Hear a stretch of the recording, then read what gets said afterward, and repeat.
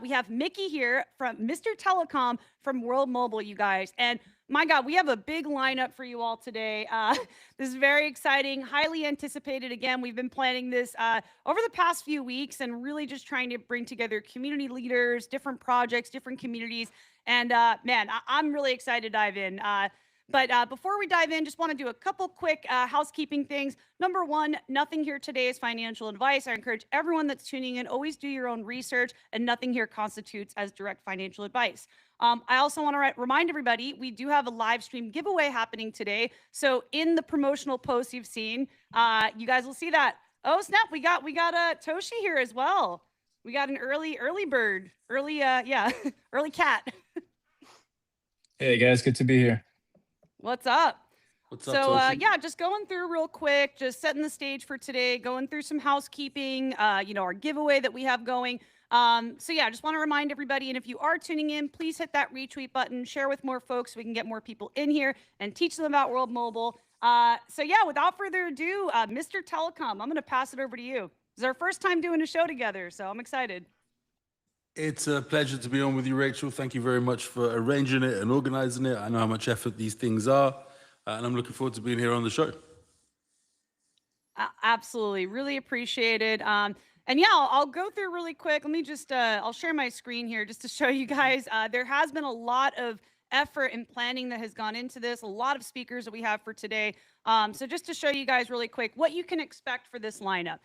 This is going to be a 2-hour-long live stream event, you guys. So we're getting different speakers coming up. We're kicking it off. Me and Mickey, we're just going to dive into all things World Mobile. We're actually getting the World Mobile Alliance as well coming up. Shout out to Rob. Shout out Clover Nodes. They do weekly shows. I just did one with them on Saturday. They're amazing. We got Scott Fu from Orbital Beam, and we got the Hydrex team, Matt and Jimbo, Bryce from Layer Drone. We got Arkham here already from Toshi, and then we got Peter Gurr from Wise Token. So everybody today was selected just because they're doing really incredible things, either in the World Mobile community or in their own communities. So we thought, why not bring everybody together for a fun show today? And Toshi is super OG. Like, I've seen Toshi around. I've been on base since 2024. So really excited. We're getting Arkham here from Toshi today. So excited to have you on, man. Cheers. Excited to be here as well. Awesome. So yeah, just to remind everybody again, another piece of housekeeping, we do have this giveaway happening. If you quote retweet the stream, join the World Mobile Telegram community, you guys. And we're looking for people who join and actually like take a moment to introduce yourself, right? Let people know who you are. This community is so warm and welcoming. Like I just think that's a great thing to do in general because it's an awesome community.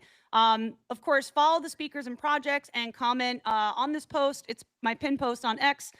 So yeah, we'll be watching, we'll be paying attention to the chat and seeing who's doing the thing. So yeah, without further ado, I'm going to pass it off to Mickey now. And yeah, we can run through all things World Mobile and your introduction. Okay, so World Mobile, it's 2 hours probably isn't enough, but let's do our best. So I'm Mickey Watkins. I am the CEO and the original founder of World Mobile. We decided to build World Mobile because, number one, we feel that every human on the planet should have the right to connect to the internet. And that is not the case. Around 50% of the world is unconnected. That's 4 billion people. More than 4 billion people have been unconnected. The ones that are connected, many of us are underserved.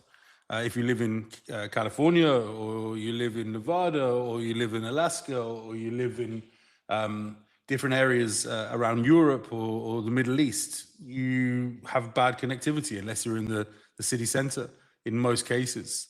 But more than that, all of us that are connected have given away our human rights to be connected, and that's not right. So World Mobile was born because of this vision that everybody should have the right to connect to the internet, and everybody should have the right to be private when they connect. And how we do that is something that will unfold during this beautiful spaces or this session that we're having together. Yeah, I agree. And, you know, if any of you have been following my journey in the on-chain space, the blockchain world, one of the original things that got me really excited was the impact that we could make in this space. And I feel like, World Mobile, the more I learn about the team, I'm taking the time to get to know your guys' values and your ethos. It actually sounds like you started off with the intention to really make an impact in underserved communities. And I like that it's something that, you guys have stuck with your original ethos, but you've also evolved, you've grown. I mean, you've been around for so many cycles now, Mr. Telecom. So yeah, I'm curious to hear like, kind of the introduction, the vision, and yeah, like why you chose to focus on decentralized cellular infrastructure. Yeah, I think it's because legacy business models and legacy infrastructure is broken, and that's very well demonstrated by the security of our infrastructure. A lot of mobile network operators have hacks regularly. The old protocols on which communications were built were assumed that one telecom operator could be trusted with the other telecom operator's data. And they didn't really know how big this was going to get. They didn't know how big the internet was going to be. Then we had the advent of 3G and then 4G and then 5G. And now, we're pioneering with some others, the sixth generation from satellites and from stratosphere. But we did this one because, again, I think every human on the planet should have the right to connect to the internet, take opportunities, contribute to the world at large, and share their cultures. And if one human in every two can't speak to the other, that's crazy. That was a shock for me. It really is. I actually several years back was working with Sierra Leone Rising, so a nonprofit that actually aimed to increase clean drinking water access. And we realized through that, like that so many people don't have access to like having like a phone or basic internet access or financial infrastructure. And I was actually looking at the map earlier of like different nodes around the world from World Mobile, and I love that you guys have prioritized like certain regions where like that's a problem for individuals, right? And you've tackled that to really make an impact where it matters most. I think to build a sharing economy, let's talk about Uber, let's talk about Airbnb, let's talk about the disruption that they had in their relative sectors, right? Uber, all of a sudden you could download an application, you could pay $50 and you were a taxi driver. Previous to that, you had to go and get a license and you had to do this and you'd be working for somebody else and it was a mafia and an oligopoly. Then Uber came along and changed it all. Airbnb, the same. You couldn't legally rent out your house. You had to get a hotelier license or a bed and breakfast license, and it was very complex. And everyone said, "Oh, that's not going to work. They're just going to steal your television." And all of a sudden, Airbnb is one of the biggest platforms in the world and disrupted its industry. So telecoms is ripe for that. And I think the really winning element of what World Mobile does and the areas that we chose is, one, Sub-Saharan Africa has around 750 million people, all under the age of 19. All of them know how to use a mobile phone, and all of them know how to bank online, because they didn't have the infrastructure that we had 20 years ago. Obviously, they weren't alive, but they didn't have the banking systems, and it was all very different. So these people are actually super advanced, and they hold over 400 million mobile money wallets. But Africa will take time to grow. And, this was very obvious to us as well. But we believe that Africa can bring another $1 trillion online to the $3 trillion telecom market that there is. What we really managed to do there was beautiful, because we went out to a small village just outside of Zanzibar. One of the co-founders, Andrew Soper, introduced me to another guy called RJ, and I told them what I wanted to do. And they said, "Okay, we've got this really remote fishing village. We've got no power, no internet. People are having to walk, a couple of kilometers away and climb up high to try and get signal just to send money, receive money. It's a perfect place." So we send out infrastructure, we send out our team, we send out the video crew, and we say, "Okay, we're going to build connectivity here in the next 24, 48 hours. So we put 2 poles on this village. And how long ago is this, Mickey? This was 2019. Okay. So quite some time now. And it really does. It really shows what can happen on a micro scale, and then we'll see the picture of what can happen on a big scale for World Mobile. But this was a fishing village. We put one side of the port a 3-meter tower. When we say tower, it was a pole. On the top of that, we put street lights because at 7 o'clock at night, every night it got completely dark and they didn't have electricity or street lights, and that wasn't right. So, you know, an additional $5 on top to give people light was a no-brainer. And then we attached a microwave receiver, and then we attached 2 Wi-Fi units. Then we took Second Life batteries from the EV revolution from China, imported those, put those in the bottom of it, and then solar panels on the house next to it, which happened to be the chief's house. And we did this on the other side of the village as well. This village was 150 people big, and we planned to film for a month the impact of connectivity on both an economic level and a social, opportunistic level. So all of a sudden, we heard about this thing called COVID.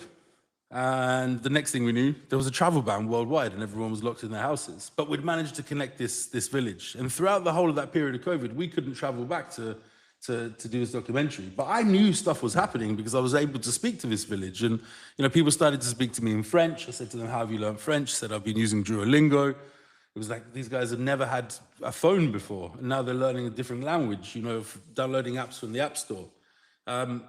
What really changed everything, though, was when we managed to get back there. When we got back there, the village was unrecognizable. The village was not 150 people big, it was plus 300 people big in 7 months, 8 months. And for us, that was wonderful. And we tried to work out how and why. So we spoke, and it was simple. More money was coming in. How was more money coming in? The fishermen were able to message the trader, who typically would only come if he was close by because it was a 2-hour journey from where he was. More communication, yeah. Yeah, and they were able to send pictures of fish. So the trader knew it was worth him coming. He'd get it cheaper from the village than he would from the town. He'd then go back and sell that to the shops. But previously, he didn't know if the fish had been smoked or not because they don't have electricity. So when it gets dark, they say, okay, well, no one's coming. We've got to preserve the fish. We'll smoke the fish. But when you smoke the fish, if it was worth $10 before, it's worth less than $1 now. So that changed everything. And then we said, okay, we've worked out a few things here. We've worked out, one, how to have the community look after the infrastructure by putting the solar on the chief's house and saying to the chief, look, if you keep this alive and you make sure nothing is appropriated and nothing is broken, we'll give you free football. So he was very happy with that, to watch it on his iPad or his Android device. And that was enough of an incentive. And then for the villagers, they didn't damage or abuse the infrastructure because it changed their lives. So we took that exact model like Airbnb and Uber and then grew that into Stone Town in Zanzibar. So Stone Town is around 200,000 people in the inner circle. And we started to do exactly the same, but at a bigger scale. We had World Mobile trucks and we had World Mobile team, 50, 60 members of staff, and we were deploying infrastructure everywhere on rooftops of schools, on private businesses, on houses. And we were telling people, look, keep it plugged in, keep it powered, you're gonna get paid. They said, what do you mean we're gonna get paid? I said, well, we're running a sharing economy here. You're the hosts, you're putting up the infrastructure. We're buying, at this point, it wasn't community, but we were testing out before we gave it to the community. We're going to lay down the infrastructure. You have no cost to yourself, and people will connect. And then in a matter of around 6 or 7 months, we had 12,000, 15,000 people connected to our network, paying for the network. And then we said, hold on, we need to go bigger than this. We need to go to other countries and make sure the same model works. And there was no Chat GPT or Claude. You had to write everything by hand in these days. Back in the day. Back only 5 years ago, you know. So we wrote this handbook, and we gave it to some partners of ours in Kenya, in Malawi, in Mozambique, in Nigeria. And then we said, okay, is this going to work? And it started working. The network started growing. The sharing economy started happening. By this time, we had nearly, I think, 60 or 70,000 users. And then we said, okay, we've got to go big scale. Let's actually give this to partners where we are not supporting this. And then we went into Pakistan and Asia. And then all of a sudden, we got 1 million customers. And then we started to, the whole air nodes and everything else that's happening around World Mobile that we'll go through, we saw the sharing economy working. And there's lots that happened, you know, in between that, including flying balloons and stratospheric launches, you know, 20,000 meters into the sky.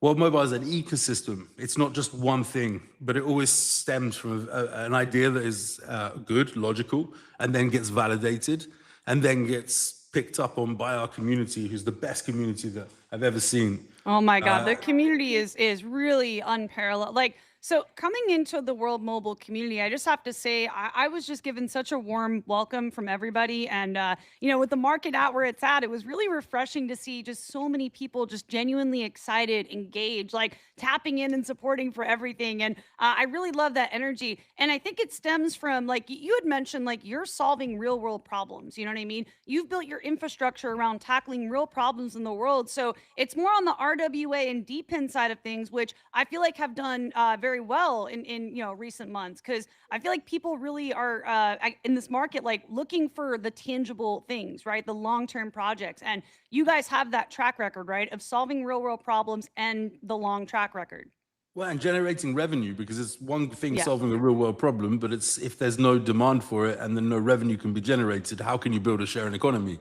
And a lot of what crypto is a sharing economy of running node infrastructure for a project, and it's all paid back in a magical internet money token that doesn't Yeah. really have a value. It's not pegged to anything. While mobile's infrastructure was always and always will be pegged to demand and usage, and you know your internet usage goes up year on year.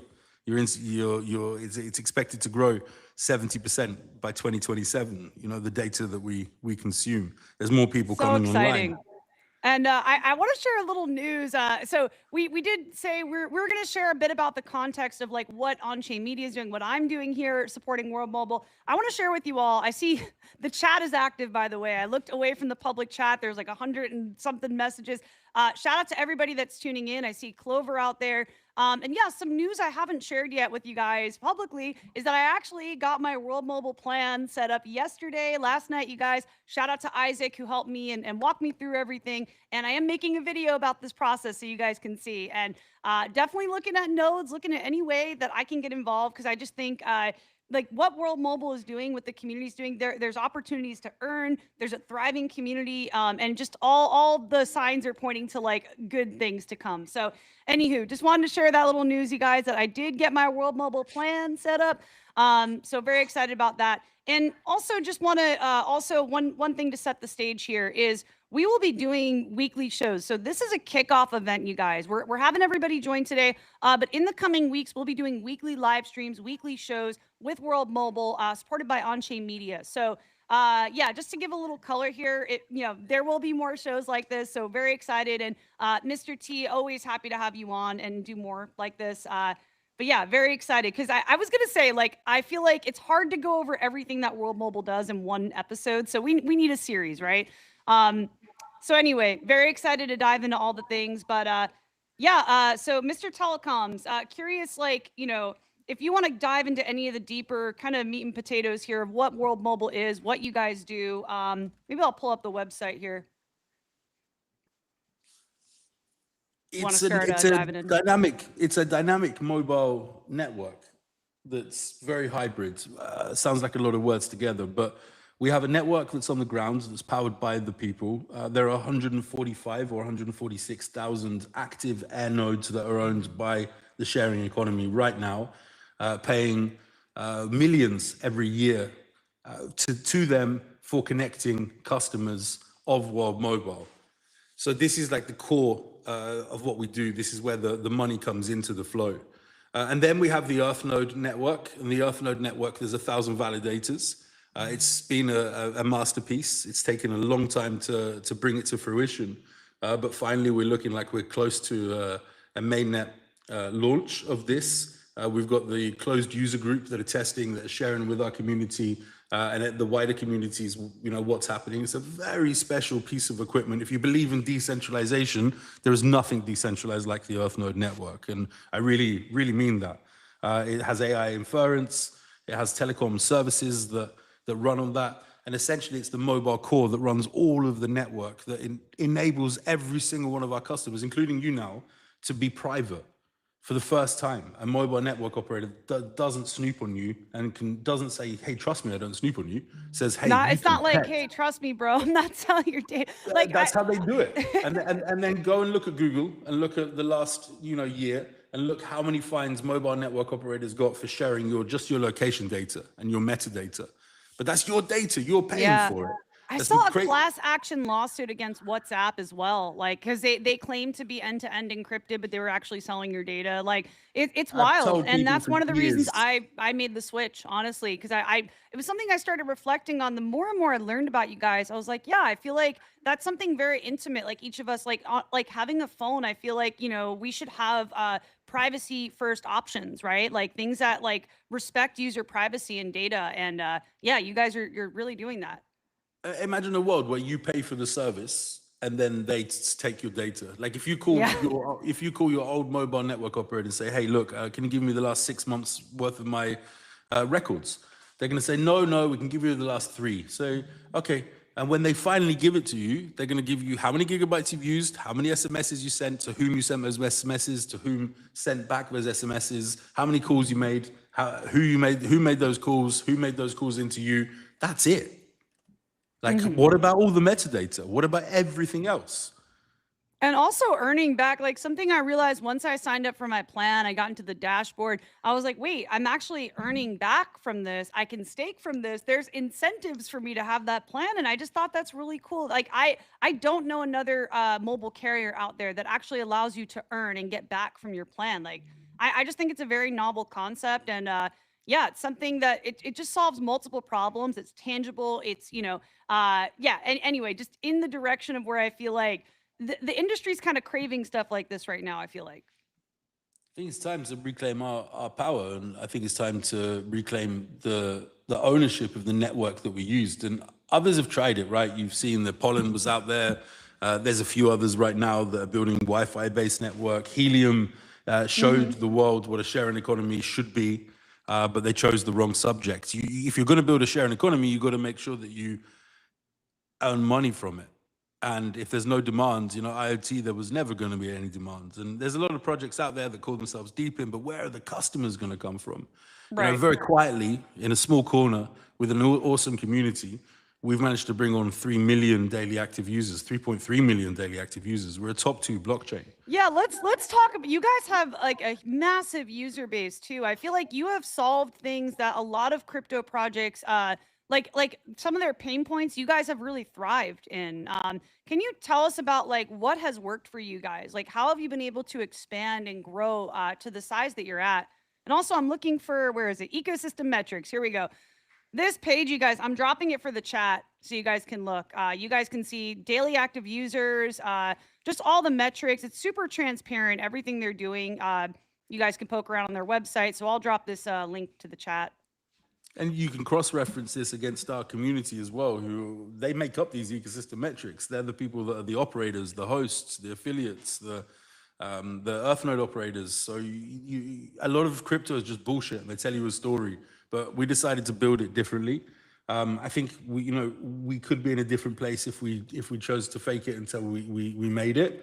But we didn't. We chose to build it a company, a business, and we talked about people and how do you attract people? Well, it's really hard in crypto because you have to jump through so many hoops. So for many years, I heard you bank the unbanked and mass adoption and all these cool keywords and self-data sovereignty. And who did it? No one actually did that. No one really achieved it. Okay, the exchanges, yes, right? They managed to bring a lot of people into their exchanges, the Binances of this world, the Coinbases of this world.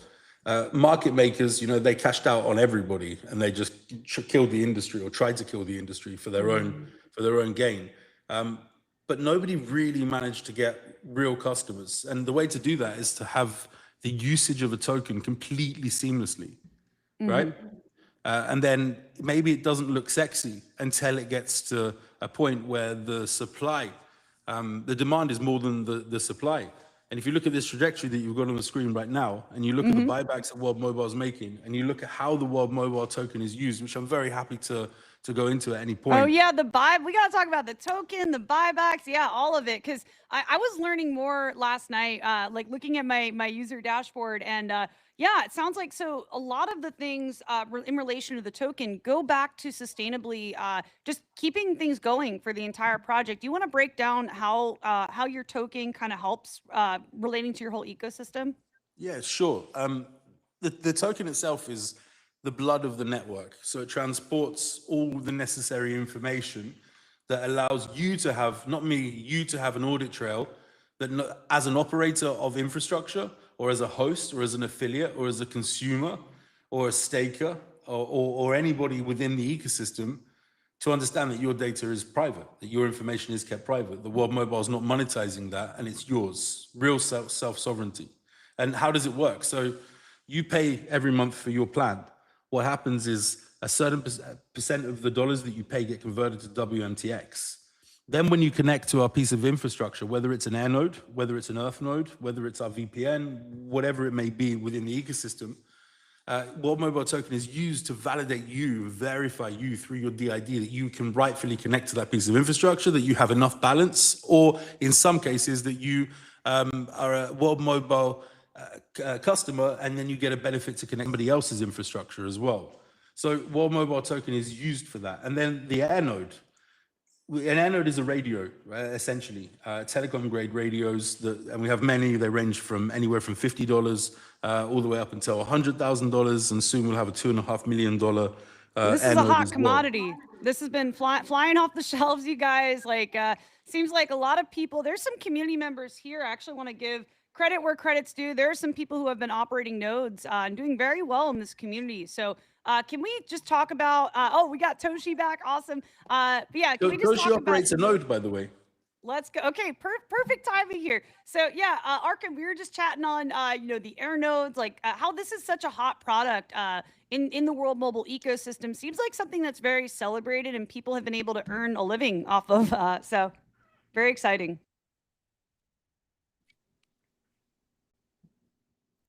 Sorry, my audio wasn't working. All good. Technical difficulties. I thought I left you speechless there for a second. No, it's yeah. We do want to know that we're very excited with all the work that we've been doing with World Mobile. I'm not the techiest guy. I'm definitely on operations and marketing, so I am not too sure of what I can add to what you just said. But yeah, it's very exciting stuff, and we're glad to be part of the project as well. Awesome. Well, we're glad to have you here. Yeah, we have a lot to dive into too. And, you know, one of the reasons we're doing the partnership spotlight with Toshi today is because there is a very core partnership between World Mobile and Toshi. So, yeah, we can dive into all of it. But before that, Mickey, I just want to kind of cover any final things on World Mobile specifically. Is there any call to action from you around World Mobile for the community? Because we got a bunch of people tuned in right now. We got the chat is active. Also, if you guys have any questions while we have Mickey here, if anyone wants to drop anything, I probably won't be able to get to all the questions, but I'll try my best as they come through. So, yeah, I think the most important to understand is the World Mobile is a movement that has a place for everybody, but we benefit from the fact that it's a movement within $1 trillion industry, and we're already capitalizing and bringing that in to our community, to our ecosystem. So it doesn't matter who you want to be in the World Mobile ecosystem, there's a role for you. It's so true. I was actually yesterday was World Mobile pilling my brother. You know, I got on the phone plan. I was making a video, and I feel like there are opportunities. Like if you want to jump in, it's just one of those ecosystems where you can get involved, right? And I'm curious, Mickey, like what are some of the top ways that you see people jumping in, getting involved, and participating in the ecosystem? Yeah, the most easiest way is to come in and just learn about what World Mobile is, and the fact that we take our privacy for granted, and our privacy actually is not there. It doesn't exist. And we use our telephone. It knows when we sleep. It knows when we wake. It knows when we go to the bathroom. It knows who our friends are. It's crazy. So like, this is something you shouldn't stand for. And it's not because anybody was stupid or was lazy before. There were no alternatives, because the mobile network operators don't want to give you an alternative, because they make less money by giving you an alternative. And I know this very well, but World Mobile is now that alternative. So learn about that, come in. But once you're in, you know, World Mobile can deliver many different elements, whether you want to be into RWAs, you want to be into DeepIn, you want to be an installer, an engineer, whether you want to be a host and host this infrastructure and match with an operator, whether you want to be an operator. And again, you know, all of this is built on revenue, because without revenue, there's only a certain amount of time that we can put to things. And with revenue, we start to value it, we grow it, we make it better, we look after it like it's ours. And that's really important if you're going to build a mobile network that's going to connect 1 billion people or more. You're absolutely right, and I think that's something that's really important for any crypto project, right? Having that sustainability, that revenue. I saw a video from Mark Cuban, the short from Mark Cuban recently, where he talked about sales and talked about if you don't have revenue, if you don't have money coming, you don't have a business, right? You need that to have a sustainable business or project. So I like that you have built with those first principles, right? Making an impact and building sustainably. So anyway, so I Mickey, actually had when Twitter was Twitter. I had a Twitter battle with Mark Cuban. These oh, we days gotta pull up the archives. those days we had I think 14 nodes maybe worldwide. 1-4. Today we're talking six figures, but in those days, and he came in and he started talking about some shit about the Cardano community and no projects and this and that. And we're multi-chain, but we started our life in the Cardano ecosystem. And I said to him, rubbish, here's some testimonials, here's some videos, here's this. And we had a back and forth for about 6 hours or 7 hours over Twitter. And I've been in touch with him a few times since then as well. But yeah, he's right. If you have no revenue, how are you going to incentivize people to run anything? And that's the problem with, I would say, 99.5% of the projects that exist in the space right now. Some have great ideas, they have passionate communities, they have eccentric leaders, but people told them stories, and they believed it. And then when it comes down to a bear market, people can see the projects that aren't here anymore or don't survive. And the reason they don't survive is not because they've got loads of money coming in, because if you have money coming in, your project survives. Simply, revenue, cash is king. Revenue is super important. Yeah, absolutely. And yeah, I've definitely got to go through the archives and find that. That sounds pretty funny. Mickey and Mark Cuban going back and forth, you guys. But yeah, I love now that there is another option, you guys, to reclaim power over your network, your privacy. Like, I just think it's so cool. And now being a World Mobile user and customer, I'm getting that experience, and I have to say it does feel good. Also, like I said, earning back too on this plan. So anyway, super excited. But yeah, we do have this section now dedicated to our friends from Toshi, you guys. So Toshi, I've seen around. I mean, Arkham, I've been building on base since 2024. I've seen Toshi so many times over the years. Love what you guys are doing, and I feel like you've been one of the meme projects to really survive and just still have that mind share. Like, even now in 2026, during this market. And yeah, excited to see your partner with World Mobile. So maybe we could take a step back and just kind of cover like TLDR, like what Toshi is, and a little bit about you. For sure. Thank you so much, Rachel. It's a pleasure to be here, and we appreciate the invite. Yeah, the TLDR about Toshi, we're a meme coin named after Brian Armstrong's cat. Brian Armstrong has two cats. One of them is Toshi, and we are pretty much the OG meme on base. We were born out of a rug pull, so the original dev actually rug pulled, and Toshi's a community takeover. This was all very early into Base's history, and ever since then, thanks to a community that simply refused to die, we've crossed a lot of milestones. And like you said, even during the bear market, we're still here, we're still trucking, and I'm pretty sure that there's a lot of new heights to achieve when the market gets that attention back. A little bit about me and my journey with Toshi. I've been working in the marketing space for 11 years now. I joined Toshi initially as a CMO around 2 years and some months ago. And ever since then, we kind of evolved. We grew the team. So right now, I'm doing more of a chief of operations position in the team. And yeah, that's pretty much it. The TLDR. I love it. And wow, you guys, the chat is active. So many people are excited that Toshi's here. I see the World Mobile chat going, Onchain Media. Happy to learn about the OG Toshi. Yeah, thank you everybody for just all the love here today. And again, trying to look at all the comments everywhere, but I'm probably not going to get to every question. But yeah, Toshi, I mean, this is actually, I think this is the first time that I'm having Toshi on one of my shows here. So super excited about this, and just have so much respect for you guys for being an OG meme on base and still sticking around. One of Brian Armstrong's cats. I just think the lore is awesome, and you guys have built a very strong community. So Now that being said, I do want to dive a bit into, what Toshi Mobile is, and then kind of dive into the partnership with World Mobile as well. So, do we want to touch on that? Yeah, absolutely. I mean, the work we've been doing with World Mobile has been key to basically the ethos of what Toshi is. So as a community project, we've always been community first, but we've also have been one of the projects, and we've even faced criticism about this over our over our operations since we've been working together, which is Toshi has done things differently than a lot of memes. For instance, the World Mobile collaboration, which is very special to us, wouldn't be something that any meme would do, I feel like. And a lot of people question like why we're doing this. We should be doing more memes or more silly stuff. But one of the things that, especially Coco, also always pushed, and the Toshi OGs and even anyone in the Toshi community knows who Coco is to give Shout back out to and Coco. Coco's shout out to awesome. Coco.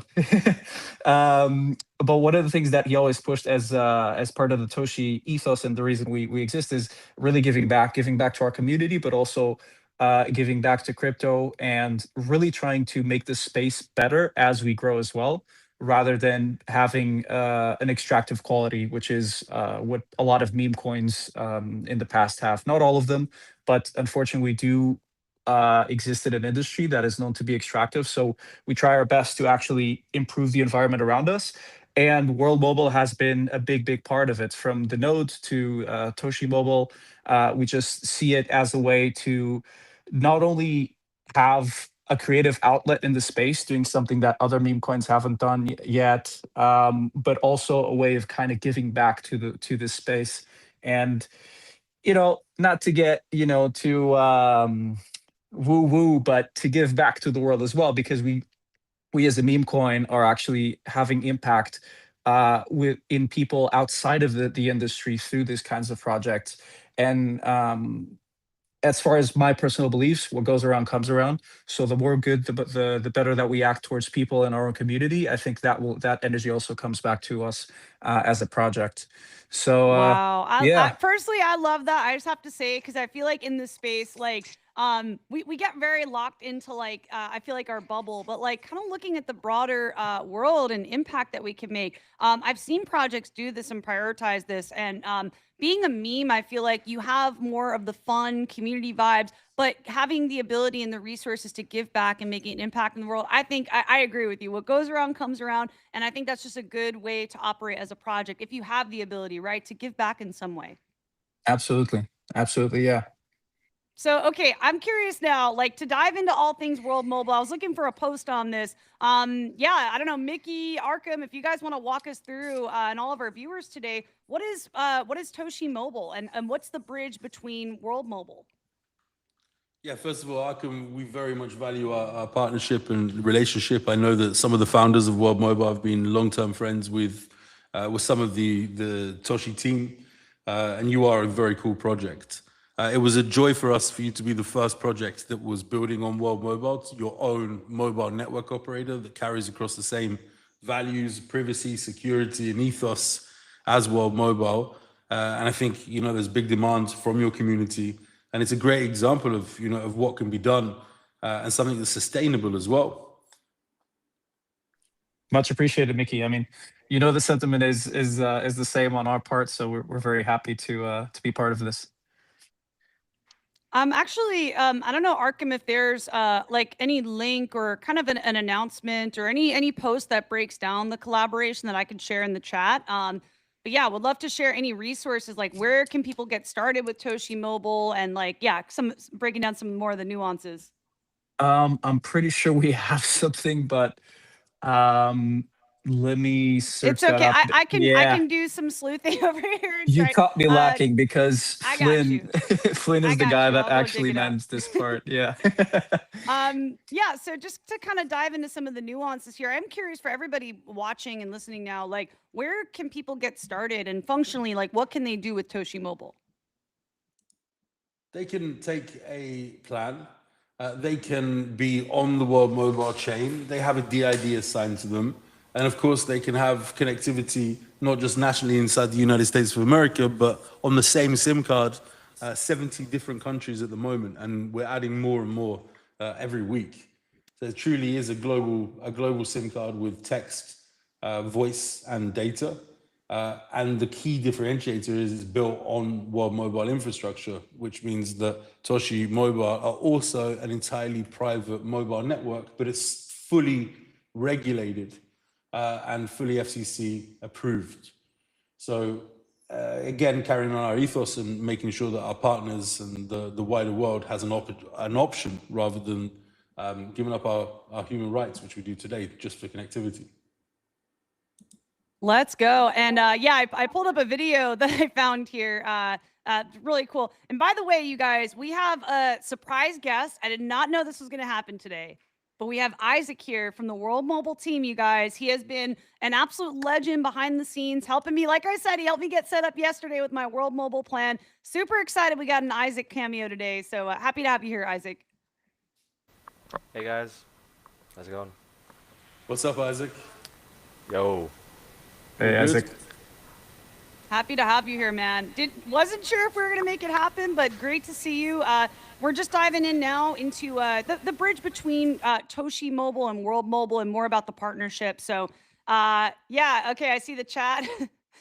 Some folks are happy to see you here, Isaac. And yeah, just a reminder again, just a little piece of housekeeping now that we're growing our viewers here. We are running a giveaway today, you guys. So be sure, if you haven't done this already, follow the steps. It's actually the pinned post on my account at Rachel Onchain. Second post down, you'll see quote retweet the stream, share why you're excited about World Mobile and what they're building, join the Telegram community and say hello, follow the speakers and projects, and then comment below that you've done the steps.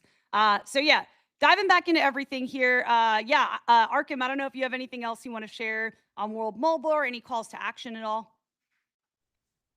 Well, I would say definitely explore. I need to find the post because Flynn really did a good breakdown on it. But once I do find it, calling all Toshi community members. I know we got lightning hands out there somewhere. let's go.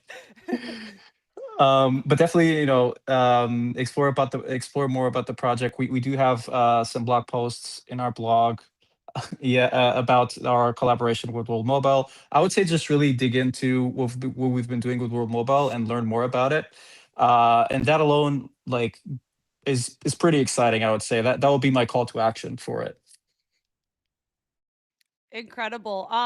And also, while we're on the topic of Toshi Mobile, I am curious. So we have an MVNE model for this. Can you kind of maybe Mickey also can chime in here? Can you guys break down the the affiliates, the distribution, and scaling network access, and how you guys are leveraging the MVNE model? Yeah, absolutely. So what is an MVNE? It's a mobile virtual network enabler. So World Mobile has built the telecom stack that allows us to be able to launch other brands, other projects, their own mobile network. So whether it be Toshi, which is, as I said, a very valued partner of ours and one of the first, we'll go down in the history books, or whether it be a celebrity, we all saw Ryan Reynolds and Mint Mobile. We saw Trump try to launch a mobile network operator. We've seen the Smartless podcast guys, they've launched their own mobile network operator. Mr. Beast is just about to launch his mobile network operator. But all of these people, they're launching on insecure legacy networks. The way that we've built it, they will be launching on top of class mobile network that's distributed and decentralized, yet still fully compliant to the regulator. World Mobile has an MNO in the United States of America, the same as AT&T, T-Mobile, Verizon. It's just a matter of time before we have customers on a similar level. And the way to do that is by enabling anybody who wants to become a mobile operator, and them inheriting all the security of the things that we've built with the tens of millions of dollars over the last few years. It's the way to mass adoption. We heard about mass adoption for so long. Where is it? Absolutely. And I also want to just touch on like the fact, okay, you guys have done more of the DPIN infra, like a really concrete product, and working with a project like Toshi that is all about fun, community, the memes, right? I think that is a really powerful onboarding tool in crypto. Like my first investment, I know this is a common story. My first investment was Doge. So Doge for me was the entry point into crypto because it was fun. It's like, it's something that doesn't take itself too seriously. So I think this is a really powerful union because it's bringing together really strong infra and a fun meme, right? So yeah, like also, by the way, thank you to everybody who's been dropping links to all of these resources. Shout out Arkham, Isaac in the background here. So yeah, we have a few more resources that we can go through here.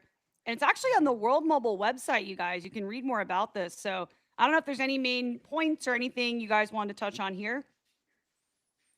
Just it's awesome, and we look forward to Toshi Mobile growing and growing and growing. And like you said, you know, there's many projects out there, but they don't really know how to give true utility to their customers. I'm not saying Toshi is that, because Toshi is unique in its field, but there are many other projects that really struggle to provide utility. Now they can become a mobile network themselves. They can generate revenue, however they choose to put that back into the ecosystem. They can do so, and the option's there. Yeah, An option that absolutely. didn't exist before, by the way, Rachel. An option that no one would allow you to do unless you've got tens of millions of dollars or fives of millions of dollars. You know, it was very difficult, and is still very difficult. The barrier to entry is huge.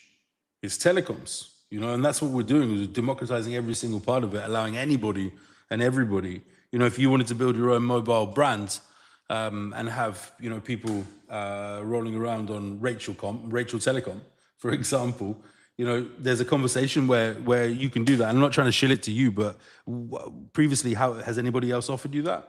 And then if they have, which is very unlikely, the price at which they've offered it to you was completely unattainable or not worth it in most cases for people. So you wouldn't have done that. And then beyond that, if they had, they wouldn't have been running it on a very specialized, secure, distributed infrastructure. Yeah, and something like that really stuck out to me that you said is that it seems like the telecom space has been very like kind of like almost gate kept by the elite, like larger corporations.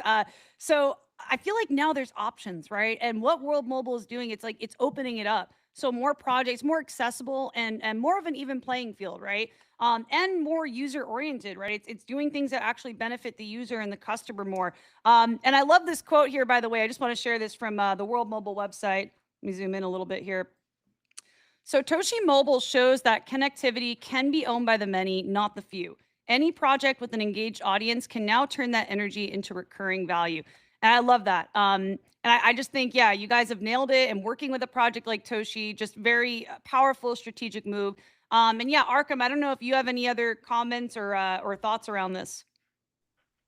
No, you did show the post where we have the waitlist Let's link. bring that up right now. Yep.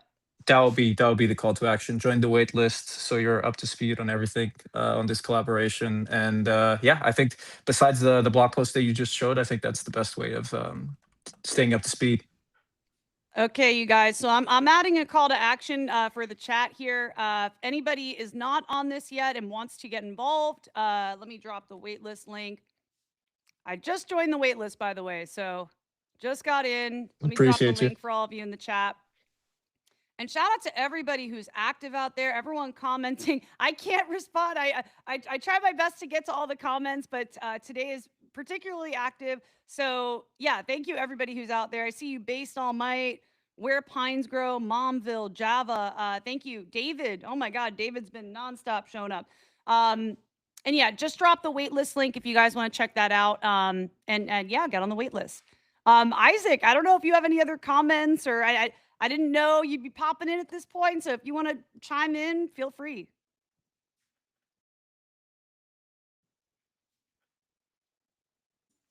If not, no worries. I'll jump in whilst Isaac's finding the unmute button. The you know, unmute happens to bottom me sometimes left, as well. bottom left.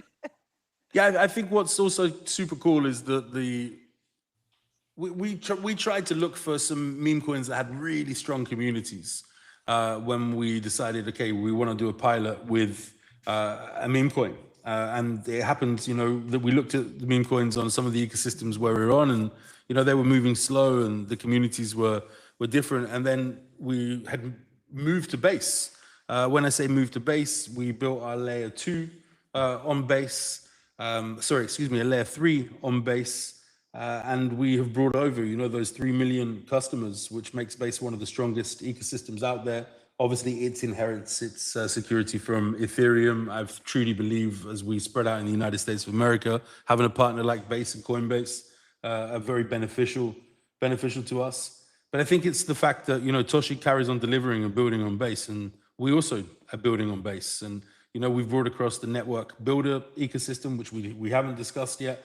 If you go to networkbuilders.com or from the World Mobile website, and you click on the Network Builders sign there, you'll see, these are NFTs, but not just NFTs that are just NFTs for the sake of being NFTs or some beautiful pieces of art, but instead NFTs actually mean something, that measure something, that have value because of the demand or the input of the assets that are associated to them. And, we'll carry on doing that. And we'll always take inspiration from how Toshi keeps their community always happy, a lot of fun and positive vibes.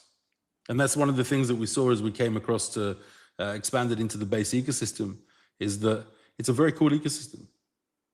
Yeah, and I love that you guys are coming in. You've also gotten a lot of support. I've seen from Base directly, like, multiple people from the Base team, the Base account, like tweeting about you guys.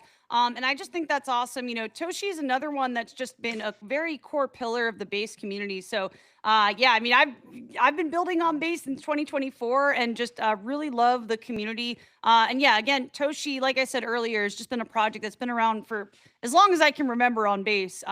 So yeah, really good move on the partnership here and doing Toshi Mobile.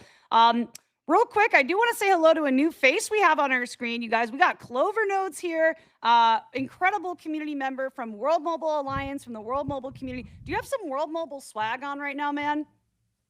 Oh, okay, he's repping. And we got the same back panels. I got the white ones over here. No way, that's so cool. Rachel, how are you? Thank you for inviting me. I'm doing great, man. Just learning, just so excited. I signed up last night, got my World Mobile plan going. Yeah, finally diving into a decentralized cellular network that respects user privacy and data. So yeah, honestly, just super happy. And yeah, the chat's active. Just seeing everybody show up in the community has been incredible. And yeah, happy to have you on here. I was telling everybody I was on your spaces on Saturday, and you guys crushed it. Yeah, that was so much fun. Thank you for joining. By the way, hi everyone. I thought I was backstage, but I wasn't really sure if I was live or not, so I was just like kind of tinkering still. But hi Mickey, hi Hey, Isaac, Globo. hi. How are you guys? Hi Arkham. By the way, I gotta show something Arkham over here. I gotta show him something. Look at my. Wait, we got some screensaver over Toshi. here. We're repping. Are we repping Toshi? Oh, Let's yeah. go. Yes, sir. Let's go. I'm on Let's that wait list too. Appreciate you. Hey, so in the chat, I'm curious to hear, do we have any Toshi community members? Anyone who's been bullish on Toshi or seen anything you guys like from the Toshi community? We have a lot of Base community members here, so definitely would love to hear from you guys. And yeah, I'm seeing a lot more yellow now. We got Clover up, and he's just bringing the yellow wave in the chat. Awesome. Well, yeah, I mean, we have a couple minutes here left on our Toshi segment. So I do want to kick it back over to Arkham. If there's anything you want to cover on the Toshi side, where viewers can connect with the Toshi team, how to get updates, where to follow along with what you're building, that'd be awesome. Yeah, for sure. The best way to always stay updated on all we do is follow us on X. That's our main channel. That's going to be at Toshi on X. Very exciting. At Toshi was actually the name of the first Coinbase wallet.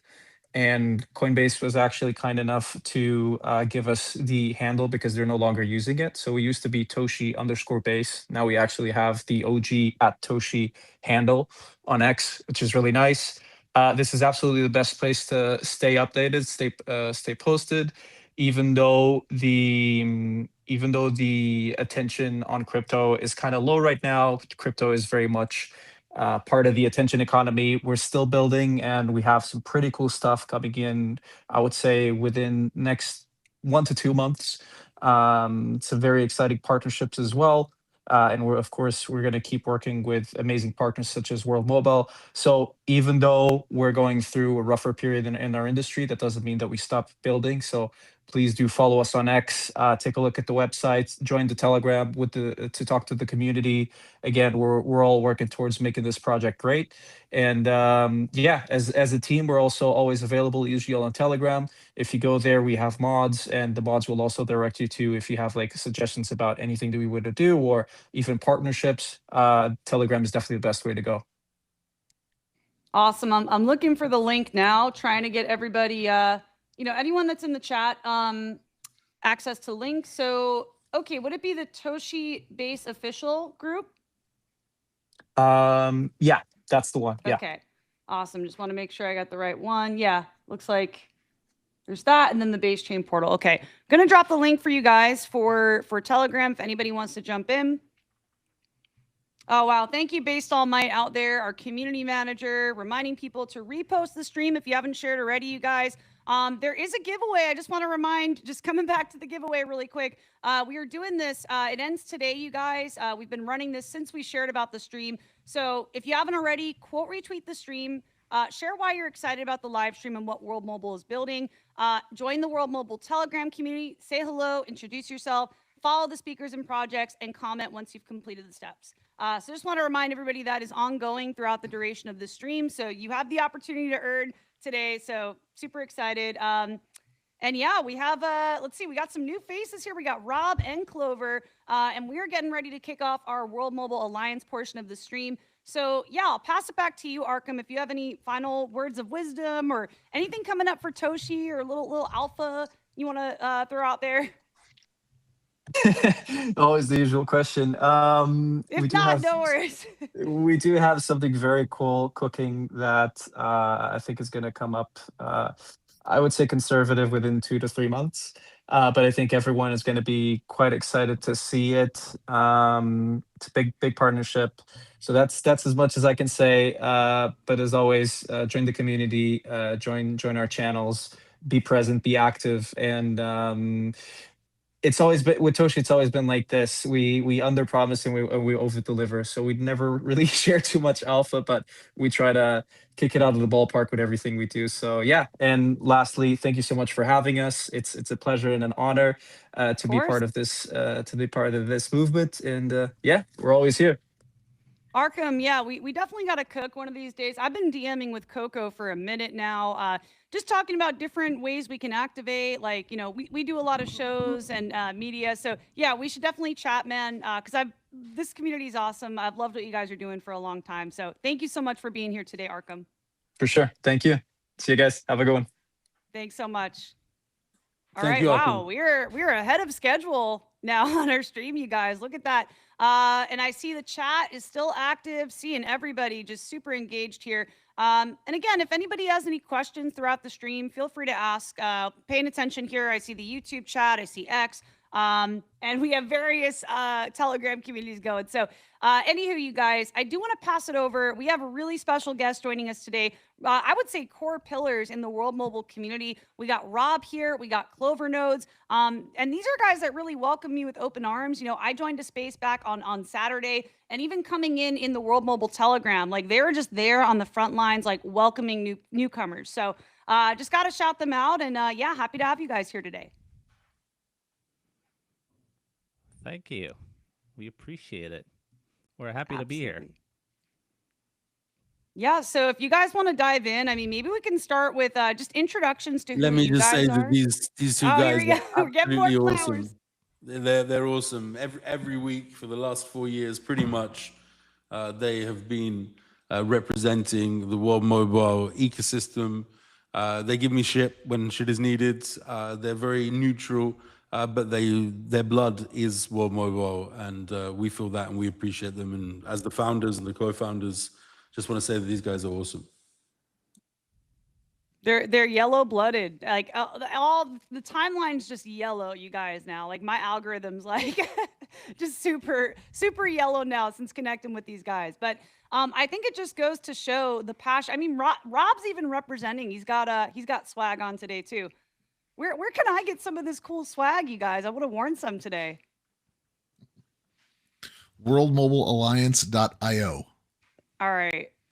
We have We're gonna a merch store there that we're constantly growing, and we actually have Spark air nodes for sale on the website. You can't even buy them right now. World Mobile has stopped the drops for Spark air nodes, so it's a great place to access the Sparks. It's a great place to pick up some merch for not only the Alliance, but we have some World Mobile merch coming, dedicated World Mobile merch. We have Minutes Network merch and more coming there too, as well as Unity nodes. So everything World Mobile chain, we want to live at the World Mobile Alliance.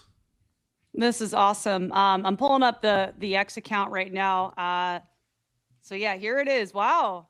Okay. Well, now I know where to get some swag, you guys. I'm really excited. Okay, so on one of our future shows, I'm definitely gonna rock some of these. Yeah, this is awesome.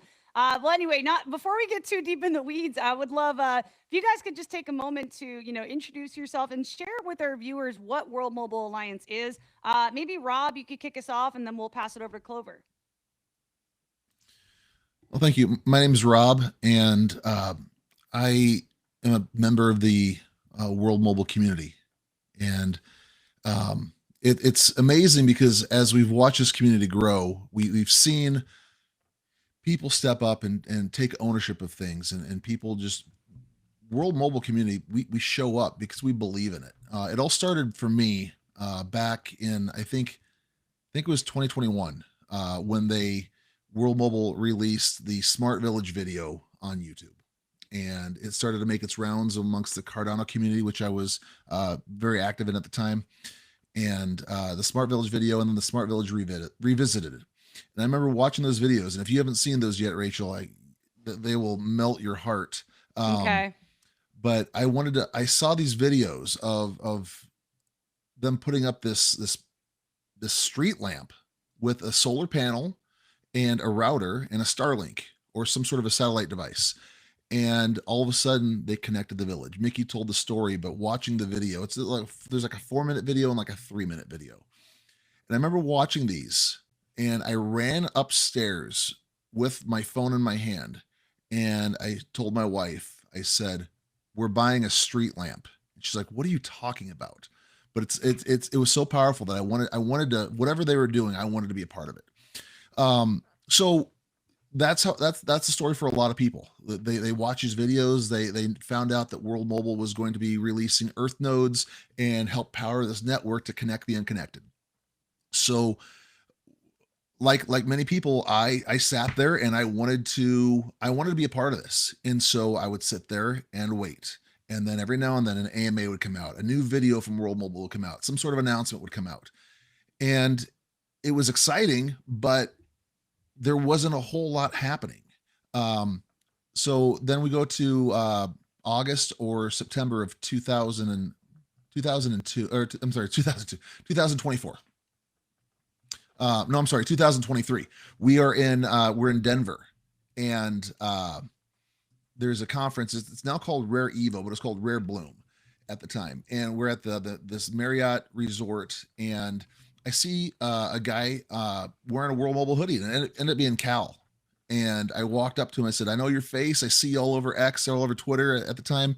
And we just hit it off. And so we're palling around the whole weekend there, talking about World Mobile, and we end up just getting together and with a few other people who had reserved these Earth nodes to eventually run this network.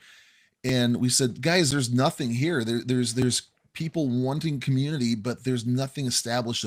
Let's take that step and start something."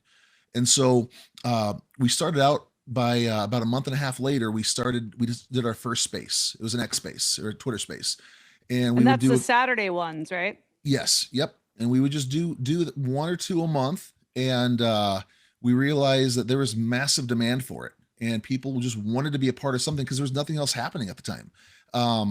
And so as we did this, it grew to the point where we started doing it every week. We started doing some on Friday nights instead of Saturdays, just to hit the people in Asia and Oceania. And so then we started transitioning to doing some live streamed videos as well as the X spaces. We kept going back to the Rare conference, and we helped World Mobile run their booth one year. And then the next year, Mickey said, "Guys, you just run the booth for us. We're going to show up, but you guys are in charge of it." Um, last year at Rare, we brought in so many people. More people used the Alliance affiliate code to buy their tickets, and more people showed up for World Mobile from the community that we actually won the best community award at this conference that had several thousand people at it. Because people are just passionate about World Mobile. So the Alliance exists to just bring people together, have a focal point where people can talk. It's not a message board.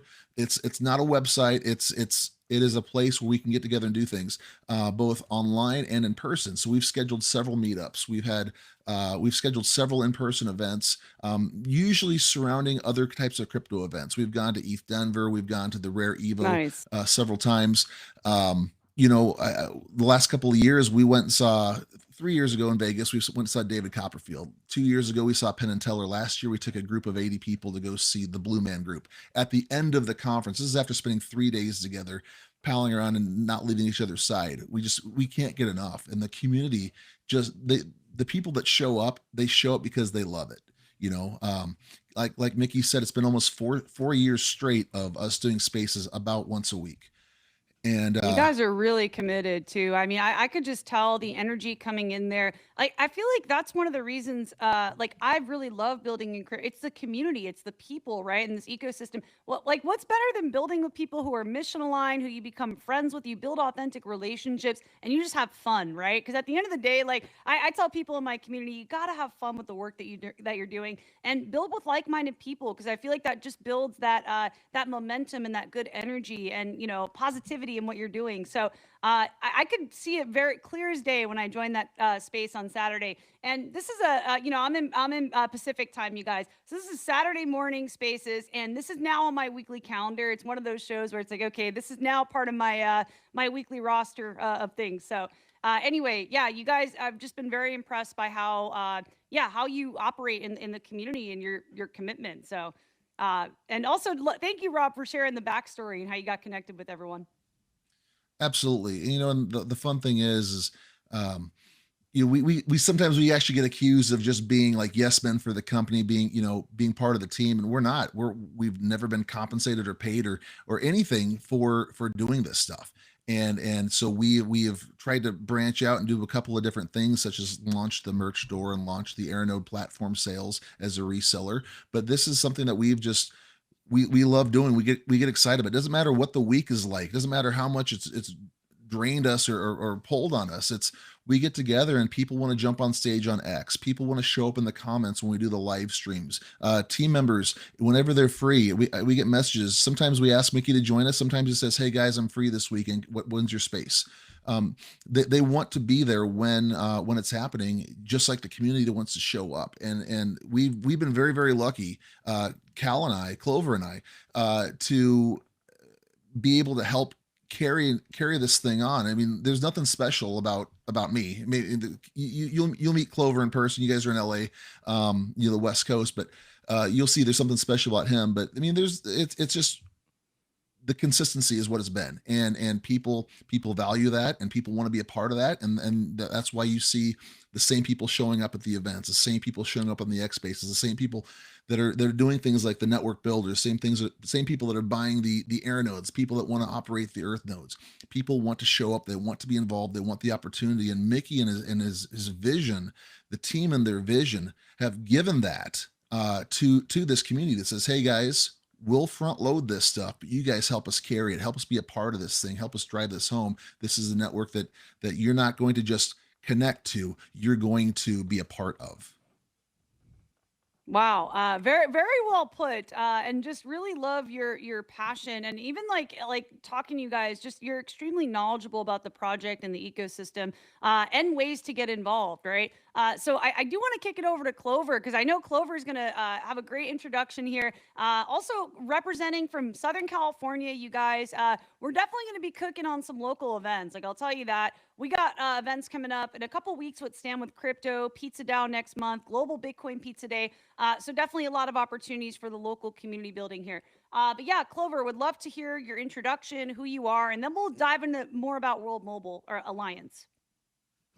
Yeah, most definitely. Hi, everyone. My name is Cal, aka Clover Notes. I go by that on X, and I have been involved with World Mobile for a very, very long time, practically from the beginning. I've been involved in every aspect, from air node operator to now network builder to an earth node operator to every single vertical that World Mobile offers. I'm here back into supporting it in any way possible. Just like Rob said, I mean, we've been hosting every weekend without many missed spaces. I think we're up to like 170 plus X spaces. God knows how many YouTube lives now, and we're just here, showing up every weekend, supporting World Mobile, educating people, providing everyone with the education needed. And World Mobile Alliance, in an essence, it's I see it as the community arm of World Mobile. And again, I mean, we're here just providing the necessary education, like teaching people what World Mobile does. I mean, World Mobile is a ginormous project. It's not even a crypto project. It's literally a mission to me. Like when I joined World Mobile, this is what I saw. I didn't really join it for the monetary aspect of it, but I just joined it because it resonated with me. It's about connecting people. It's about providing connectivity to people. I mean, I've been in the e-commerce space for like probably about 15 plus years now, and when I first joined the e-commerce space, people were kind of laughing at me. They were just saying, "Hey, like, how are you gonna sell things online? It's just nobody does that. Everyone walks into a retail store and purchases clothing because they want to try it on." So I was that guy.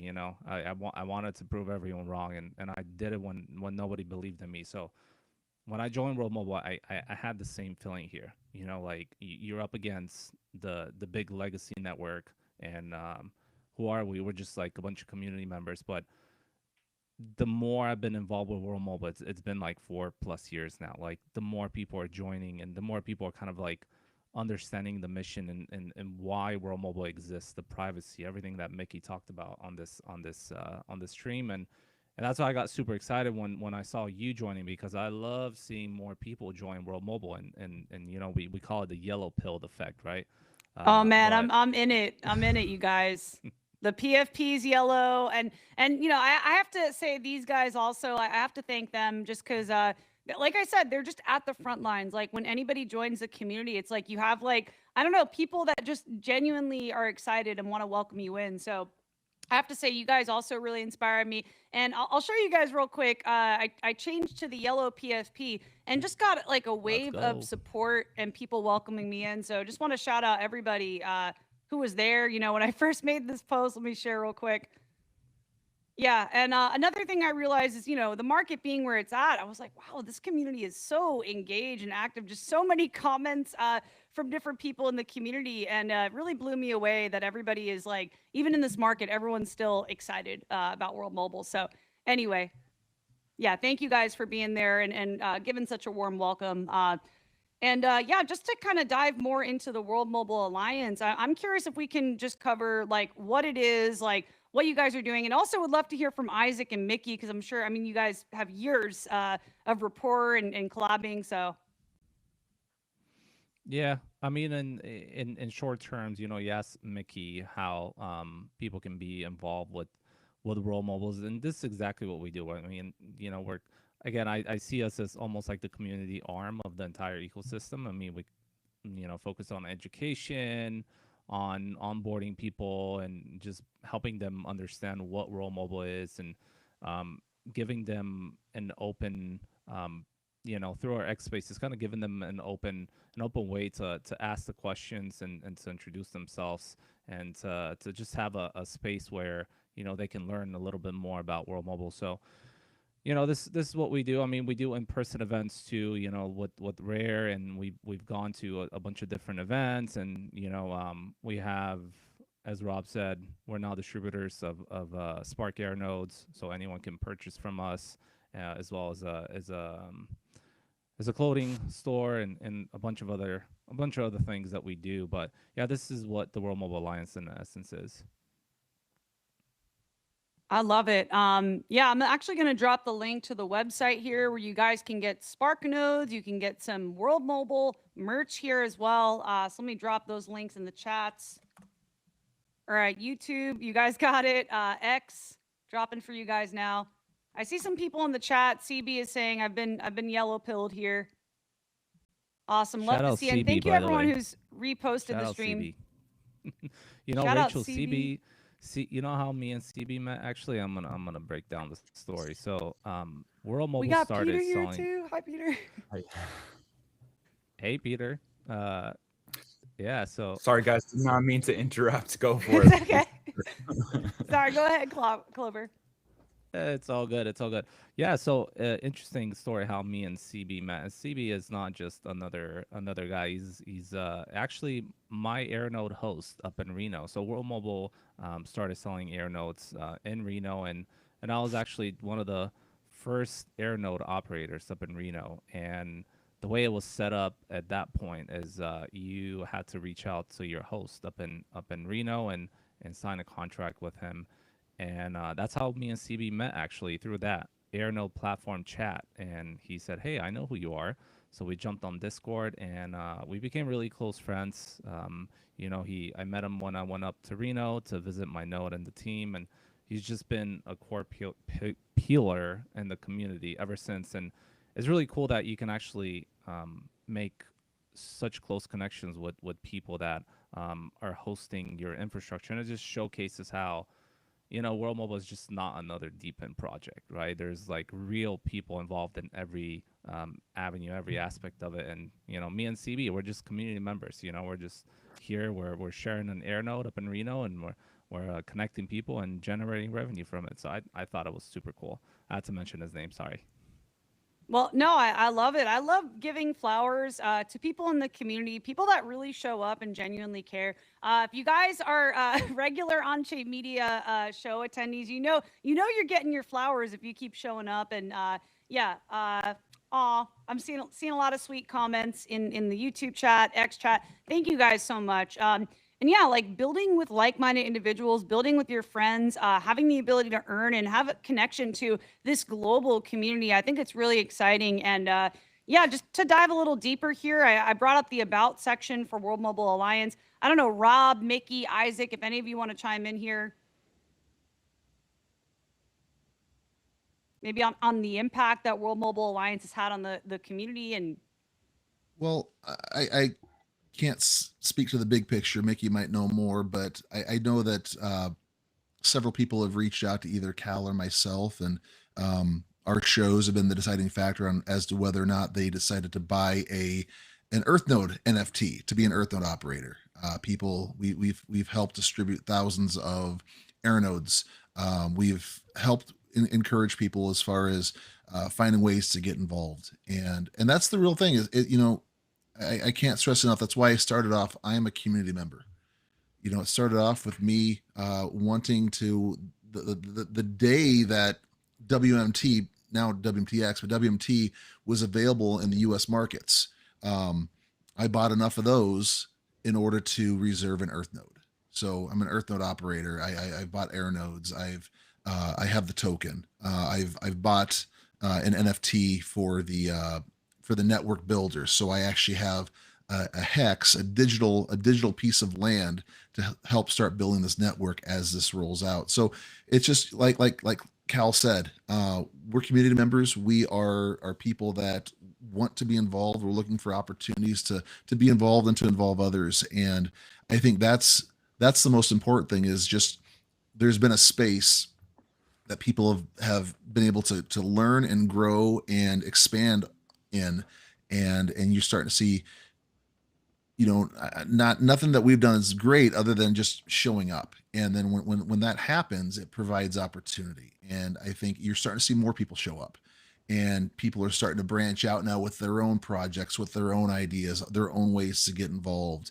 And you know, there's going to be, we run spaces. There's going to be people that are going to run spaces that are going to do, you know, they're better hosts than I am, and that's fine. You know, there's going to be people that have better business plans to run their network builder. You know, it's not a competition. It's just we need to grow this, and we're moving in the same direction. So let's do that. Let's not, you know, it's not. I go back to the old Cardano stake pool days where you're fighting for delegation. If you don't get delegation, you don't survive. And so everyone was trying to get the people to, you know, with the Earth nodes, with the network builders, with everything here, it's everything that we do benefits each other. You know, if people are utilizing the phone plan, then that's going to benefit the Earth nodes. If people have air nodes, that's going to benefit the Earth nodes. If people have air nodes and phone plans, the phone plans are going to benefit the air node owners, and it's going to benefit the Earth nodes, which is going to benefit the token. Everything is circular. Everything builds each other up here, and that's the goal with this community. Is the more ways we can get involved, the more things that we can do together, everything is going to elevate. We are the water, we are the rising tide, and because of that, all of our boats are going to. It's. But what's nice is it's insular. It's something that, because of how expansive World Mobile is, all of this happens here. We at some point, Mickey loves to say, at some point, we don't need a bull market. We don't need a, you know, that's not going to matter, because what we've done with the Onchain subscribers and everything else is going to carry this ecosystem, carry this community. And so that's what's really exciting, is that we have the ability now to buy in, to be a part of that, and to not have to worry about bull markets, bear markets, what's the sentiment of crypto at the time. It's people are going to pay their phone bills, people are going to need networks. We have the ability to help operate, own, run those things. Wow, and it seems like functionally you've just helped to solve a lot of problems too, and to make this more accessible, right? Like it feels like you're opening this up, you're offering more opportunities. Like technically, right? Anybody that's watching this stream right now can get involved in the community. Like Rob said earlier on the stream, you guys, he's a community member first. He started out just having that interest, having that curiosity, and vibing with the community. So anybody that's here can get involved. So you guys can go, the main websites I want to share, obviously worldmobile.io, the main website where you can just see holistically all the things, but also worldmobilealliance.io if you guys want to get more involved here as well.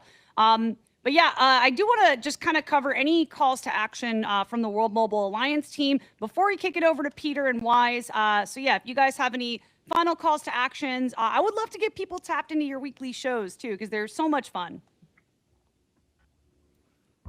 Yeah, I'm gonna jump in. Yeah, so anyone's always welcome to our X Spaces, our YouTube lives. Rachel, we appreciate you coming on the last one, and you know our door is always open to anyone. And we always say on our X Spaces, you know, we have an open mic for a reason, and anyone can request at any time and talk about World Mobile. But yeah, follow us on X, follow Rob on X, follow me on X. Like, shoot us a DM, like go purchase some Airnode bundles if you want to be involved, like buy some merch, just be part of the community. But most importantly, please change your PFP to yellow.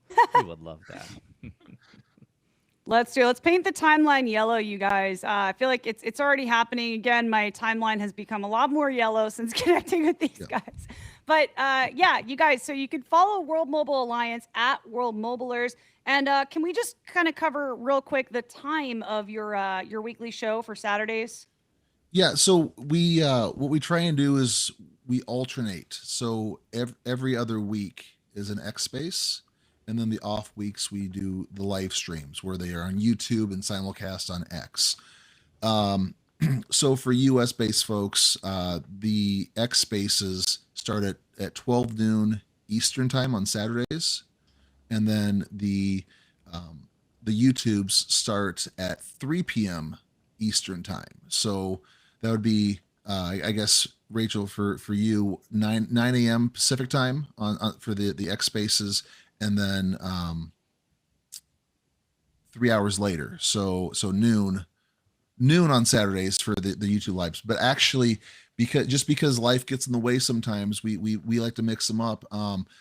And also, you know, when we do night shows, we are able to get people in Australia not to have to wake up at 3 a.m. to want to participate. Nice. So actually tomorrow, we haven't posted it yet, but tomorrow at 6 p.m. Pacific time.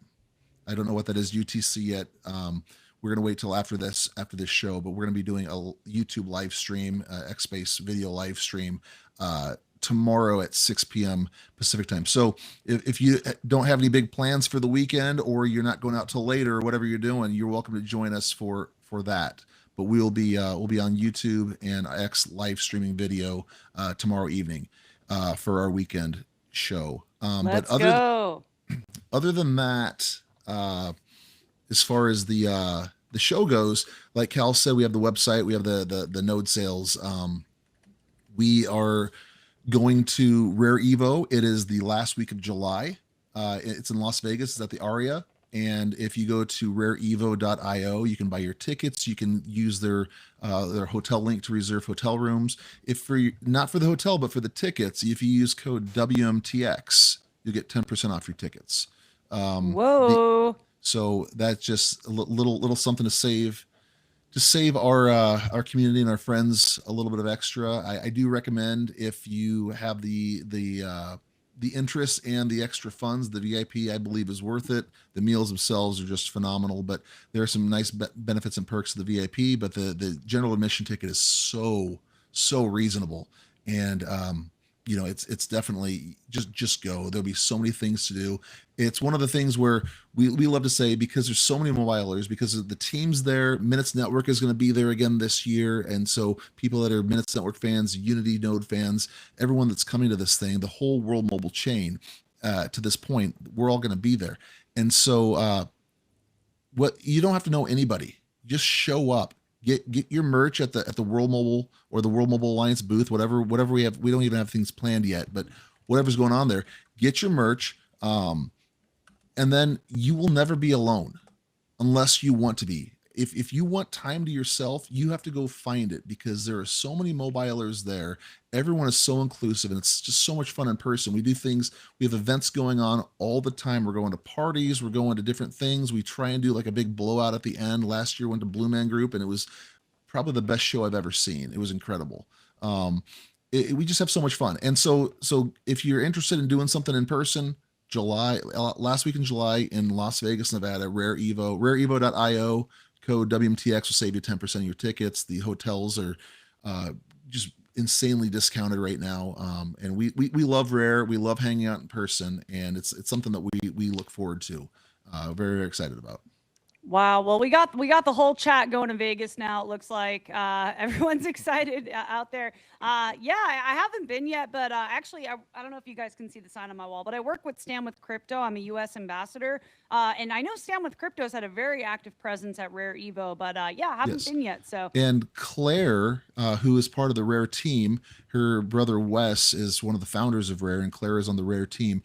Claire is the Ohio chapter president of Stand with Crypto. Okay, and let's so go. They're very, very tied in. So looks like, okay, we got the Bitcoin conference coming up in Vegas. Looks like we're going to get really cozy in Vegas this year, you guys. Awesome. Well, I do want to make sure we have time to kick it over to Peter here in Wise Token. We are going to open up for a community roundtable coming up here soon. We got Layer Drone coming up. We got Hydrex. We got several projects joining us here shortly. Orbital Beam, Scott, Fu. But yeah, I wanted to have Peter come up a little bit early, because Peter and the Wise Token community, they're a big part of the World Mobile community. So Peter, just wanted to give you some extra time to come up here today, man, and super grateful you're able to join us. Thank you, Rachel. I appreciate it. And nice to meet you on camera, Rob and Clover Nodes. Clover Nodes, I see your account all over my timeline on X. And I didn't know until today how deep that ran, and that you guys were actually responsible for birthing the World Mobile community. So, man, World Mobile is really lucky to have you. Very nice to meet you guys, and thank you for what you've done. So my name is Peter. I am the founder of Wise, and my community discovered World Mobile in 2024 from a very passionate World Mobile community member named EarthPath Nodes.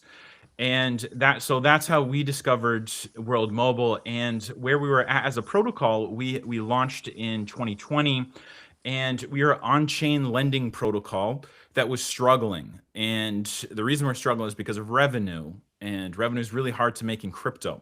So we were actively searching for DPIN RWA projects that we could integrate into what we're doing to provide some revenue, because on-chain lending just simply wasn't cutting it. And when we discovered World Mobile, I must have done my due diligence on about 150 different RWA projects. But when we discovered World Mobile, it's just a different animal altogether. First of all, because the revenue, the scalability, the fact that you don't have to actively manage every single node like the Helium network, it was just the perfect fit for us. And so in 2024, I had my dev team build a tokenized wrapper around air nodes. And that allowed our community to pool their funds. We now own 1.8 million in air nodes, and that's through our community and funds we've raised.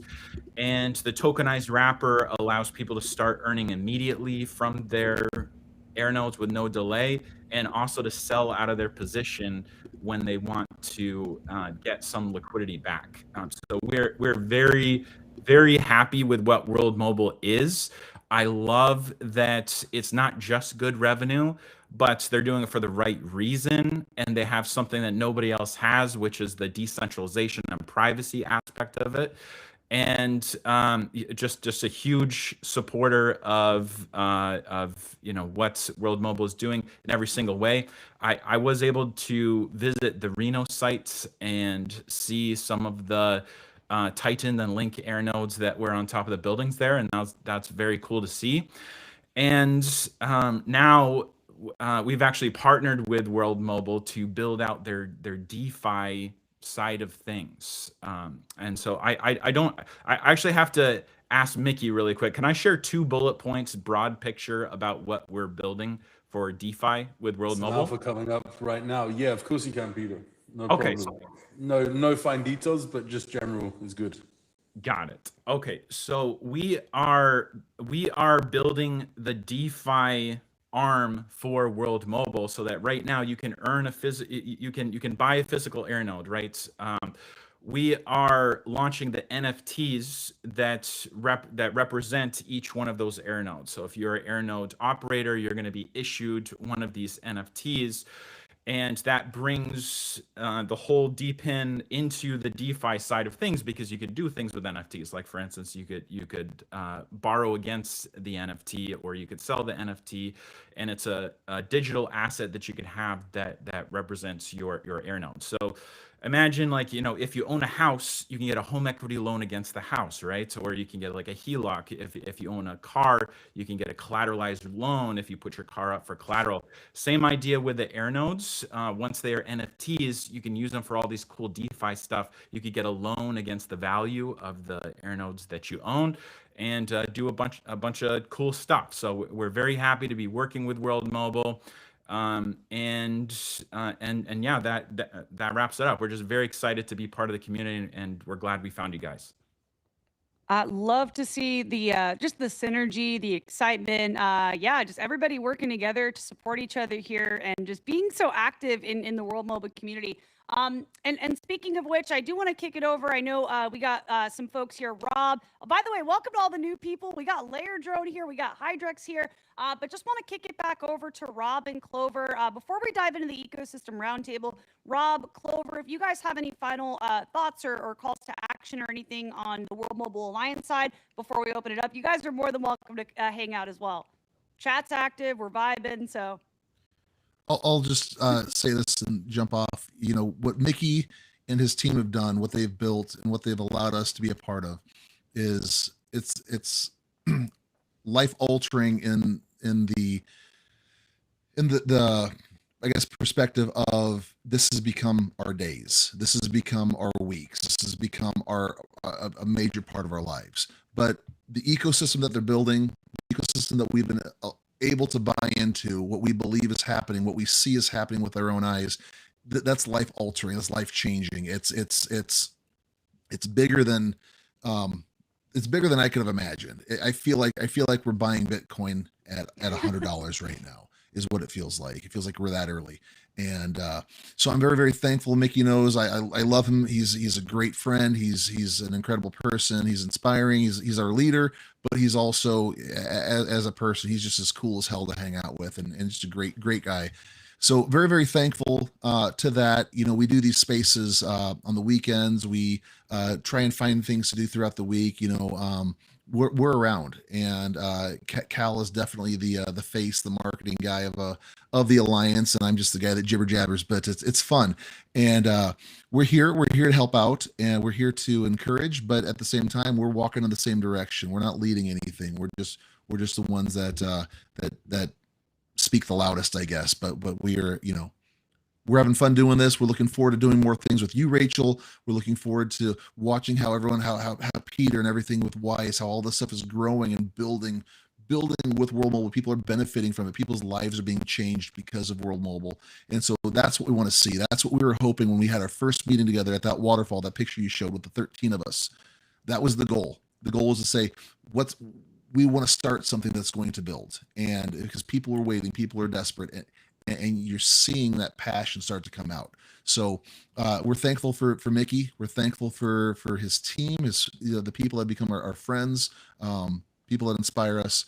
But we're still going. We're still helping out if people need it, and when people start to do things, we want to cheerlead that as well. We want to, you know, this isn't like, hey, this is our thing. It's not. This is the World Mobile community is moving. We're moving with it, and however we can help, if we can help, we want to be there to support. So, Rachel, go. thank you very much for all that you're doing and all the faces and the eyes that you're bringing to World Mobile, and it's just going to make everything better in your community and our community with World Mobile. So, thank you.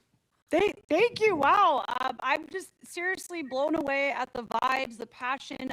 Just super grateful for you and Clover. This will definitely be collabing on events, spaces. I have it on my calendar now every week, you guys, to show up for you, the community on Saturdays. By the way, we got someone who quoted you in the chat, connect the unconnected. I really love that philosophy. And yeah, I love just the lore, you know, you sharing the original story of how you got excited about this, connecting with Mickey. So anyway, just love you guys showing up and sharing your passion here. And yeah, if you guys got to jump, feel free. I totally understand. But we have the ecosystem roundtable kicking off now.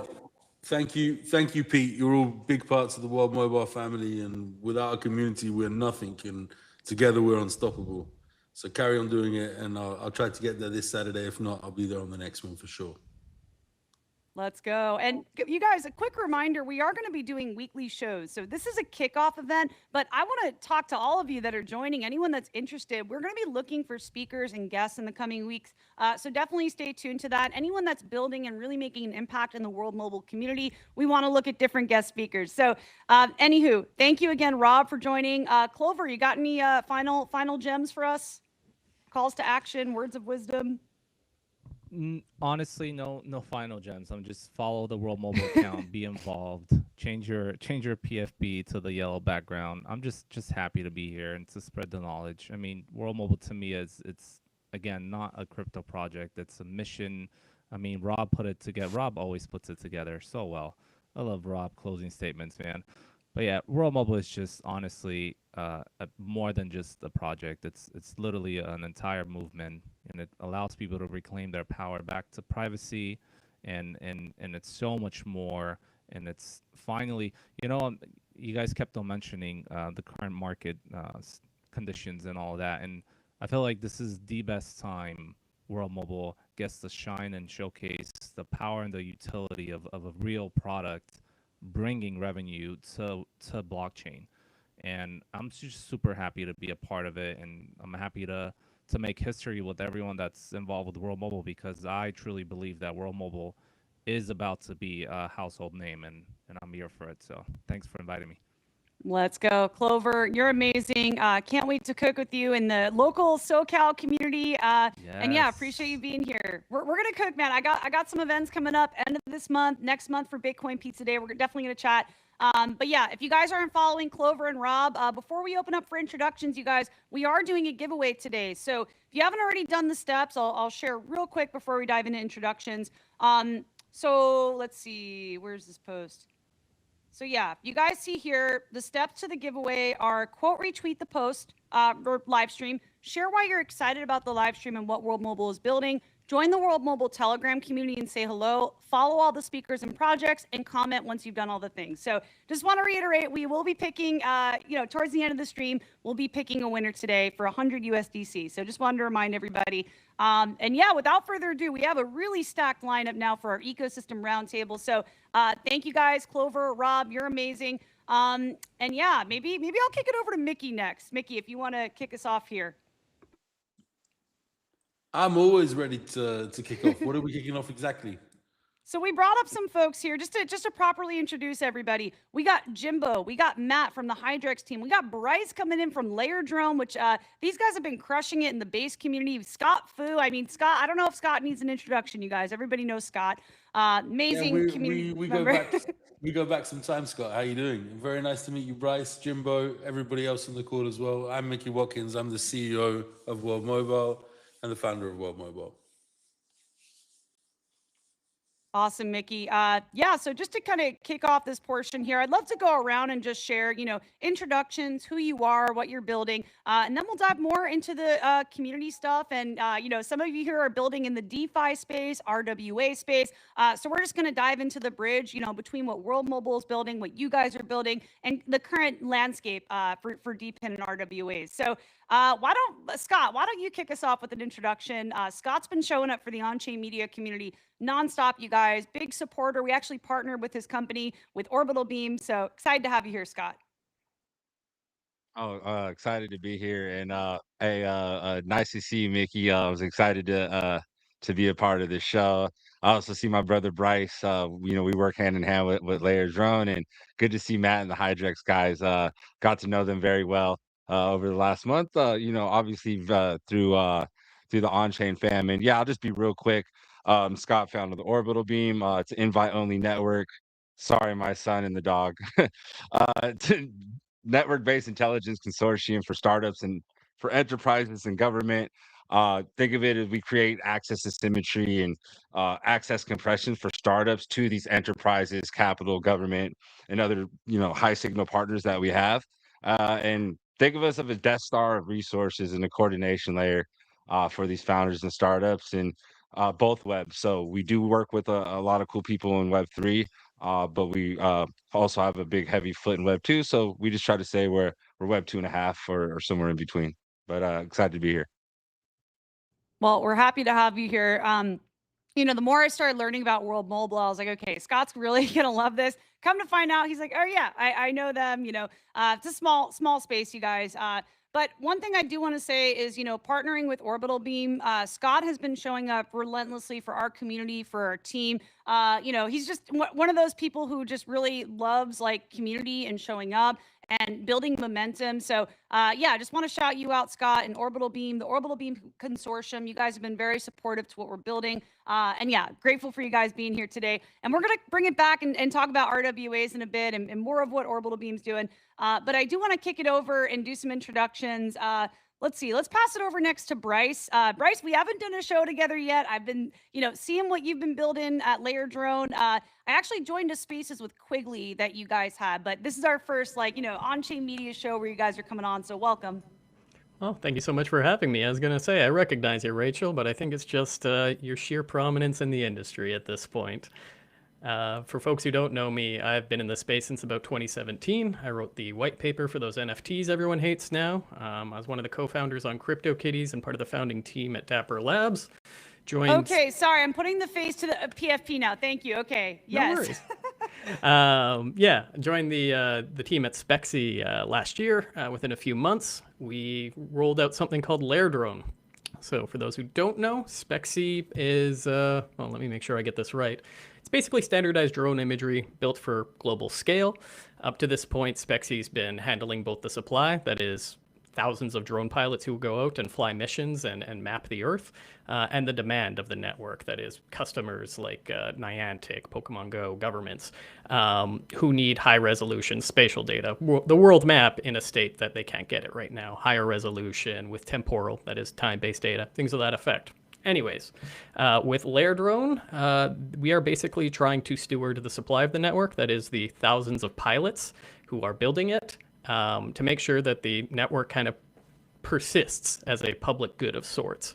and that the pilots who are helping building it are fairly rewarded along the way. About a month ago, actually less, we formally launched on base, and since then, I think we've awarded over 70,000 in USDC just to pilots for completing these missions.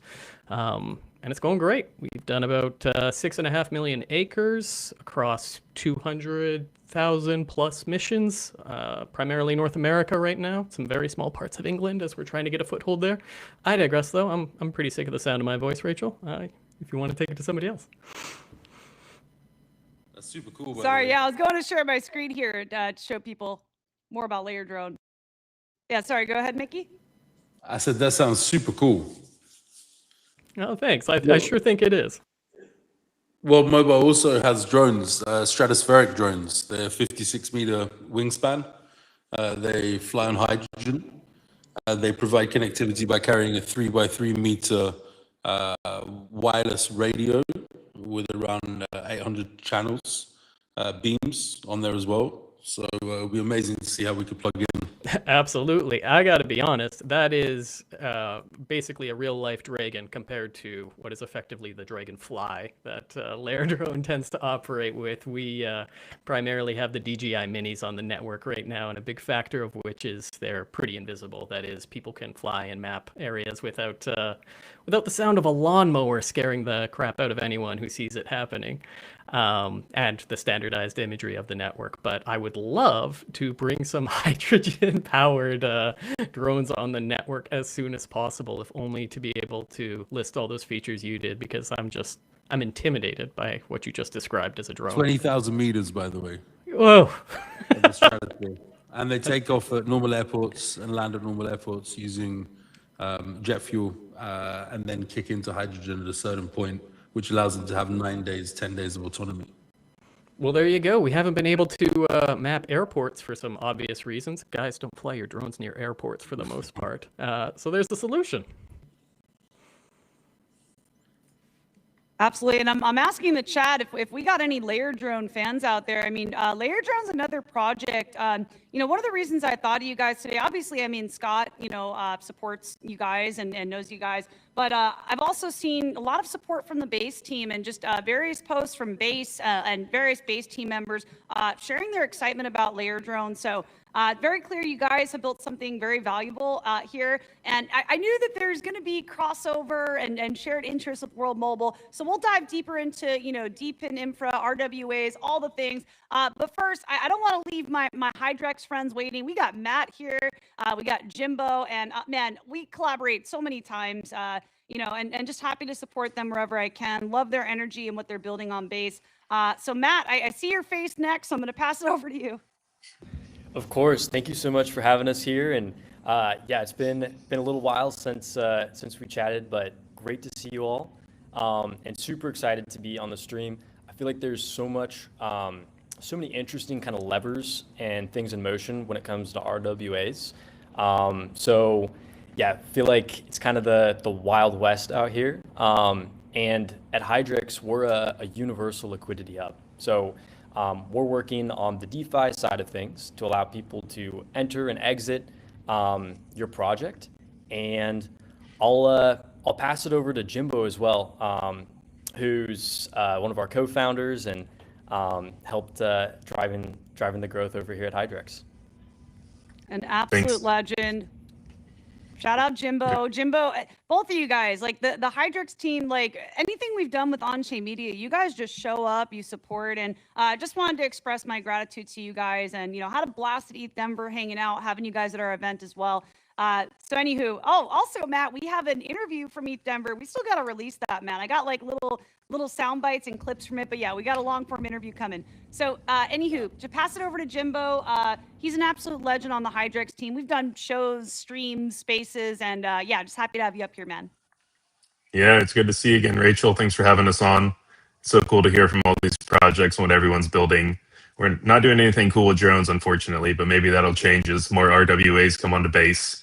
So yeah, as Matt said, we're a universal liquidity hub built on base for base. So we're really working to supply liquidity and help incentivize that liquidity for all the projects on base that are growing. We've been finding ways that we can already use RWAs that are coming on chain. And I think too, it's just going to be the next big wave. So we're always on the lookout for how we can incorporate those, help build liquidity, get them in the flywheel, and help things expand. So yeah, super excited to be on here, and thank you again. Absolutely. Super happy to have you here. And yeah, if you guys want to share any updates from the Hydrex side, I know you actually partnered with one of our partners, and I see now you guys have Buster, you have Driven Labo you're collabing with. So yeah, any updates from your guys' side that you want to share? Yeah, Matt can speak more to the partnership side, but we're always looking to see how we can help support and accelerate liquidity growth for partners. But we actually have a really exciting update that we've been working with the base team directly. So it started a few weeks ago, but we have what we call Hydrex Trader Mode. So it takes our the best swap guarantee you can get on base, and it puts that into its own mode to where users can find new tokens, find new runners. We put that into its own dedicated mini app and web app, which we call send.trade. And we partnered with Base to get a co-sponsored grant, which we are giving out for a reward for trading competition that's ongoing. So users can go and find that. They can go ahead and trade and find new tokens coming onto Base, as well as trade any token on Base and start climbing the ranks of that trading competition. That's incredible. And pulling up your guys' X timeline right now. Yeah, I think it's really exciting that you've partnered with Base. And again, I want to say a lot of projects here, Layer Drone, World Mobile, Hydrex. I love that you guys have built something just so impressive that, Base, Coinbase, like people from their teams are regularly like talking about you guys, sharing what you're building. And you just can see that excitement in the community. And man, Hydrex, you guys are just everywhere in the Base ecosystem. And one thing I really love about your team and just the way you guys operate is you really show up. You care about community. You show up at events on streams like these. So really grateful for that. And yeah, happy to hear you guys are partnered now with Driven Labo. Super excited about that. And yeah, want to bring it back to talk, just all about, DPIN, RWAs, and how this kind of bridges into DeFi as well. And I think we're going to get our friend from Wise coming back up here shortly as well. But yeah, I want to kick it over to Isaac and Mickey just to kind of touch on, the intersection of DPIN, RWAs, and decentralized infrastructure, even DeFi, and how this all kind of converges.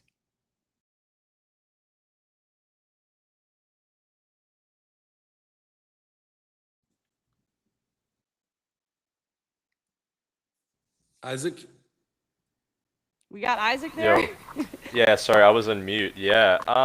So I think World Mobile is at a very interesting intersection between all of those things. I think we are, a DePIN project, we're an RWA project, and, whilst not being a DeFi project, we do care a lot about DeFi and sort of having, liquidity and integrations with DeFi in terms of our token, and also in terms of, say, what Wise is doing with air nodes and RWA, making that a composable layer in DeFi, which, to be honest, is probably one of the only types of RWA DeFi protocols that exist today.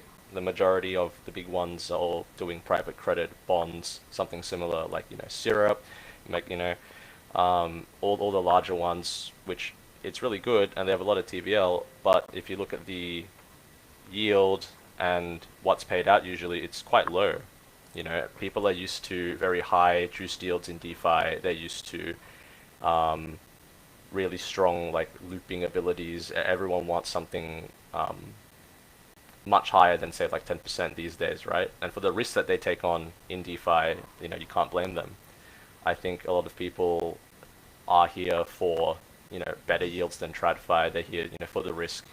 And I think what, say, Peter and Wise are doing with our air nodes and making that composable DeFi layer is huge, because I think it's one of the only opportunities out there where people can get the high juiced yields that people are used to in DeFi without the, I guess the risks are different, With those DeFi protocols, there's so many risks, and the underlying assets can always crash.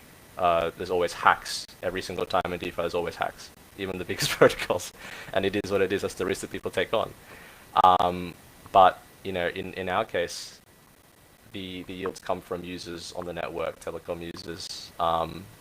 The risks are, you know, much more mitigated, but the yields are still very high. There's not really much much downside, at least in my opinion, compared to people still doing crazy looping strategies to, you know, to be honest, end up getting less yield than the 20% that, say, you can get at Wise. So it's a really big opportunity, and I think one that it's still relatively unknown, right, in the wider DeFi space. Most people have not heard of these vaults. Most people have not really tried to use them. I think what the TVL, Peter, on you guys' side is less than 2 mil. Yep, 1.8 million right now.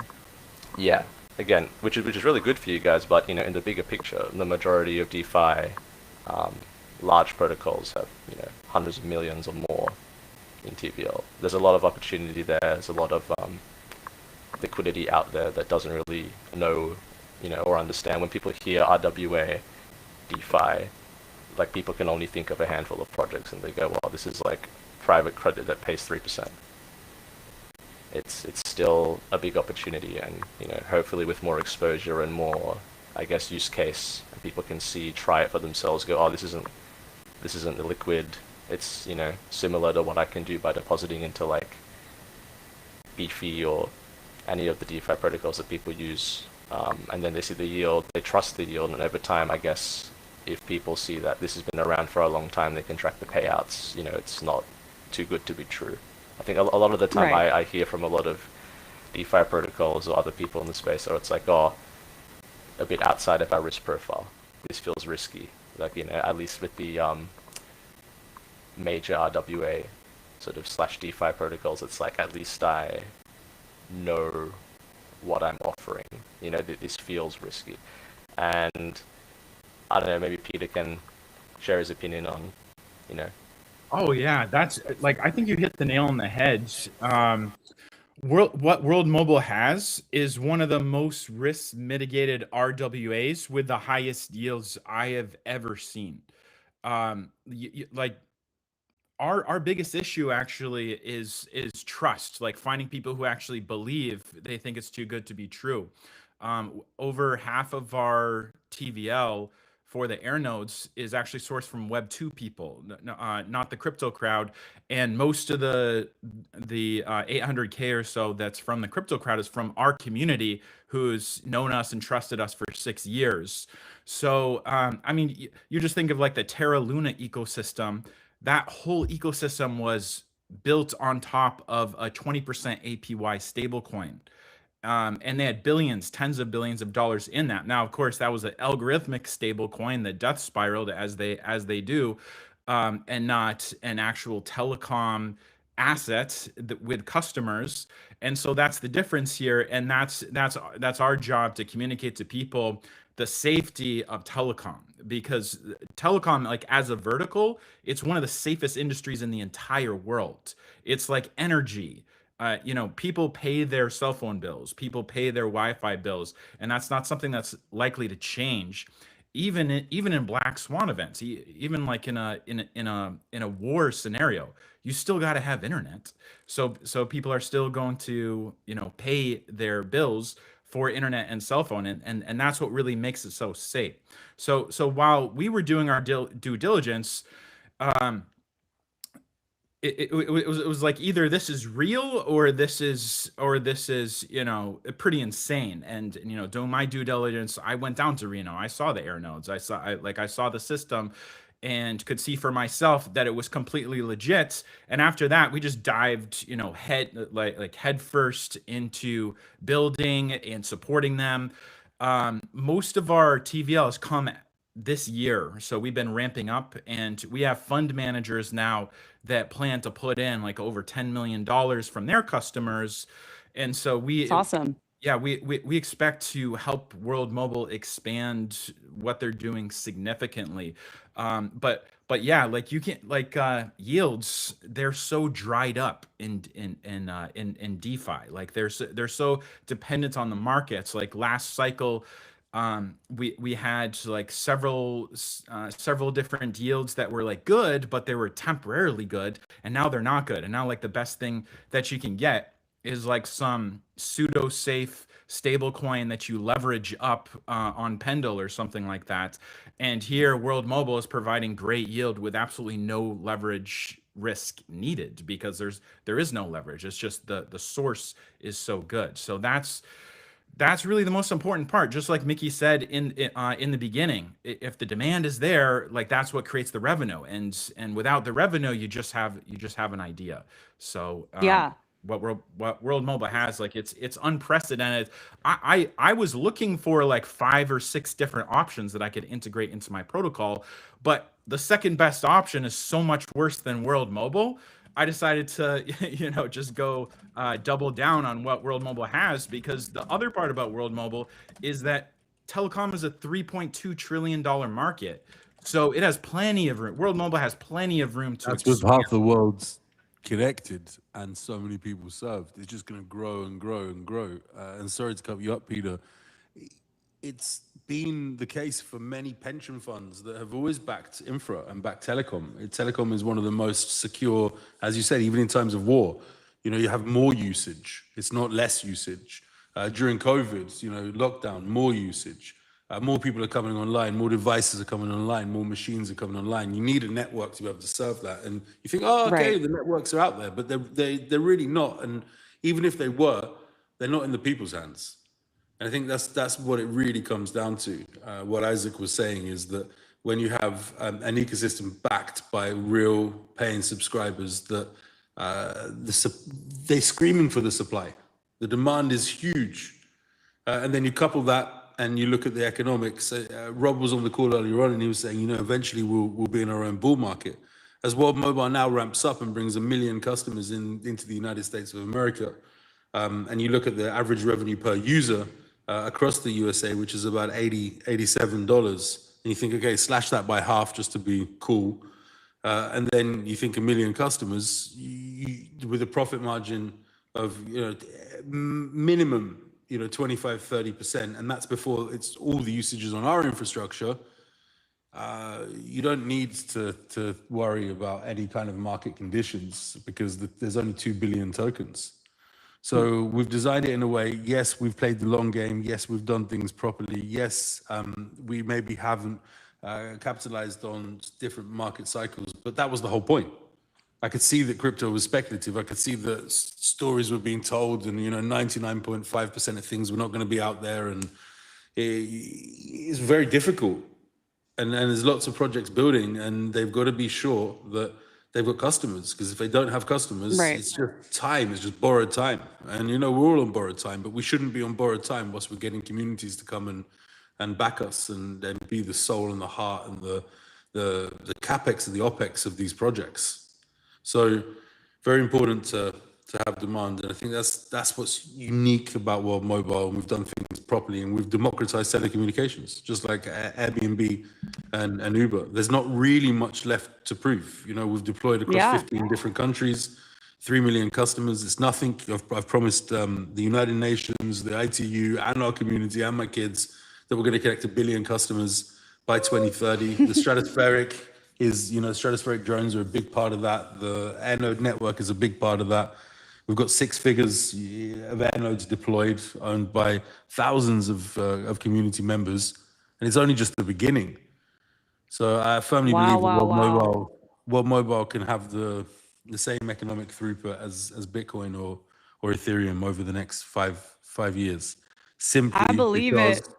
you're all paying a telecom service right now. Every single one of us that's on the line right now is using this, and we've made mass adoption of cryptocurrency and blockchain technology seamless. Anyone can do it. I love it. And I have full faith. Like, you guys are really on an incredible trajectory with World Mobile. And just wanted to do a quick time check. I know we're at the end of the stream here.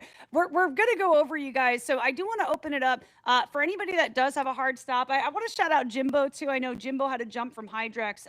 But yeah, just want to open it up. If anybody just wants to share, like, overlap or anything that you see as like a bridge between what you're building, what World Mobile is building, I'll open it up now. Matt, Scott, Bryce, if anybody wants to jump in, no particular order here. Yeah, absolutely. I mean, effectively, what Lair Drone is trying to do for aerial imagery is what World Mobile is doing for mobile and internet connectivity. We're using crypto incentives and effectively node operators to build real world infrastructure. In World Mobile's case, where traditional telecoms haven't reached, in our case, where places like Google Maps have been, but they haven't been at the resolution or it's usually about a 3 to 5 year wait for Google Maps to update an area at the cadence that people need for better data. Our most prominent upcoming use case, speaking of speculative stuff, is just the simple fact that everything from self-driving cars, any robot that needs to interact with a physical space needs a resolution of data that most planes and satellites don't provide. And even if they do, again, that resolution, that level of detail really matters. The question of, DPIN, RWAs, and DeFi, how do they all come together? Having been in the space for almost a decade and aging myself precipitously with that comment, I've always seen them as three legs of sort of the same stool. DeFi builds the financial rails that makes all this possible. Its fusion with RWA makes a lot of sense in the long term, generating real verifiable revenue. And then when something like DPIN can actually act on that, a lot unlocks. And what Lair Drone is right now, we have a drone pilot operating hardware. And they're generating verified geospatial data that has commercial value. And that's an RWA of sorts. And that hardware is a DPIN. And all this yield is now flowing through on-chain financial rails. That's actually one of my favorite uses for Claude right now, is just to check on that contract and how pilots are doing on a daily basis, and seeing this pilot flew this many missions and earned $500 over the past 4 days. It's extremely cool. If we bring up Claude, by the way, I feel like Scott, we're just going to go off the rails with Scott here for like 2 hours. No, well, it is funny that I mentioned. I promise. Oh no, real quick, and I just want to alley you because obviously we work with Layer Drone, and they just gave you a lesson. Where Mobile gave you a lesson on the telecommunication side, and this is why I'm so bullish on. Sorry, my son's mad at me for talking. I'm just so bullish on infrastructure finance, and that's like that Triforce that Bryce is talking about. Like, sorry to getting Zelda nerdy, but like all three of these working. And this is why the last 2 years on every Web 2 or Web 3 panel I've been on, I always keep bringing up, the tokenizing robotics, right? Like it's a no brainer. And then once you have these fleets that are tokenized, and like Mickey said, these things are making money in the real world. And I don't even want to say real world assets anymore. I'd like to say real world applications when it's all three, right? Because that's what it really is. Um, you know, these things can now be very easily understood to traditional finance, and then now they're more eager to invest in something they would have never, our grandparents or uncles would have never invested in any of this before, but now it's presented in this interesting way, in a roll up or whatever it is. But it's these huge infrastructure plays from telecom. This is why we work with Wingbits, right? They have this great aviation data set that this can be applied to as well. So really excited for all this robotic arbitrage, which I like to robotic labor arbitrage, and it hasn't even started. These are like very open lanes, but you really just don't see too much of it on crypto Twitter because it's still the casino on that app, unfortunately. Yeah, and Scott, something that really drew me into what you're building with Orbital Beam is the focus on RWAs, infrastructure, even institutional partnerships. Like, you worked with MasterCard, but also like still prioritize the fun, the memes like Pudgy Penguin, and now Layer Drone too. No surprise that you go back with World Mobile as well. But yeah, I feel like right now in the market, like I just feel like people are gravitating towards the real, like real world assets, DPIN, like infrastructure projects. So anyway, it's really exciting to see everybody coming here today and converging. Very ambitious stream. I know we have so many speakers on this, but yeah, we are going to be doing more shows like this in the coming weeks. So would love to have everybody come back up. Maybe just do like individual segments. Me and Isaac are going to cook on that in the background and let you guys know. But yeah, I do want to kick it over next to Matt, because I know, Matt, you probably have a lot of thoughts, building Hydrex, working on the Hydrex team. Obviously you focus more on infrastructure, on DeFi, and curious like where you see overlap and just anything that excites you. Yeah, absolutely. Had a few different thoughts come to mind, but One of them is, we talk about real world assets, and that term serves as sort of like a defining line between, if it implies that what things are not tied to the real world, there's no real economic value associated with it. And that comes out of from my understanding of the space is, when I was in 2021, trading NFTs, trading meme coins, trading highly speculative, projects, even catching a little bit of the tail end of the ICO stuff. RWAs, that was a term that's been around a while, but at this point in time, I feel like we're just building companies. We're just building companies, and we're using blockchain and blockchain infra to automate parts of the traditional stack, whether that's in finance, whether that's in banking, that have some amount of friction. And so in the DeFi space and the exchange space, on Hydrex, it's very easy to connect your wallet, a couple clicks, you can swap, you can stake, you can be a market maker through effectively providing liquidity. And these are things that just doesn't make sense to do. The average person is never going to be able to be a market maker for Apple in the Apple USD market, but you can on blockchain. And we can do all sorts of lending, leveraged, sort of fancy DeFi products that are stackable, that are composable. And I think it's a really exciting time. So pleasure to meet all of you guys and kind of jam on this with you. So super excited to see all the synergy that bubbles up here. Thank you again, Rachel. Matt, you're amazing. Thank you again, just for always showing up for Onchain Media, for our community. I'm going to show something really quick, just from our ETH Denver event, just to give Matt credit where credit's due and give him his flowers. Yeah, we did an event focused on creators at ETH Denver. So I'm going to see if I could dig this up really quick.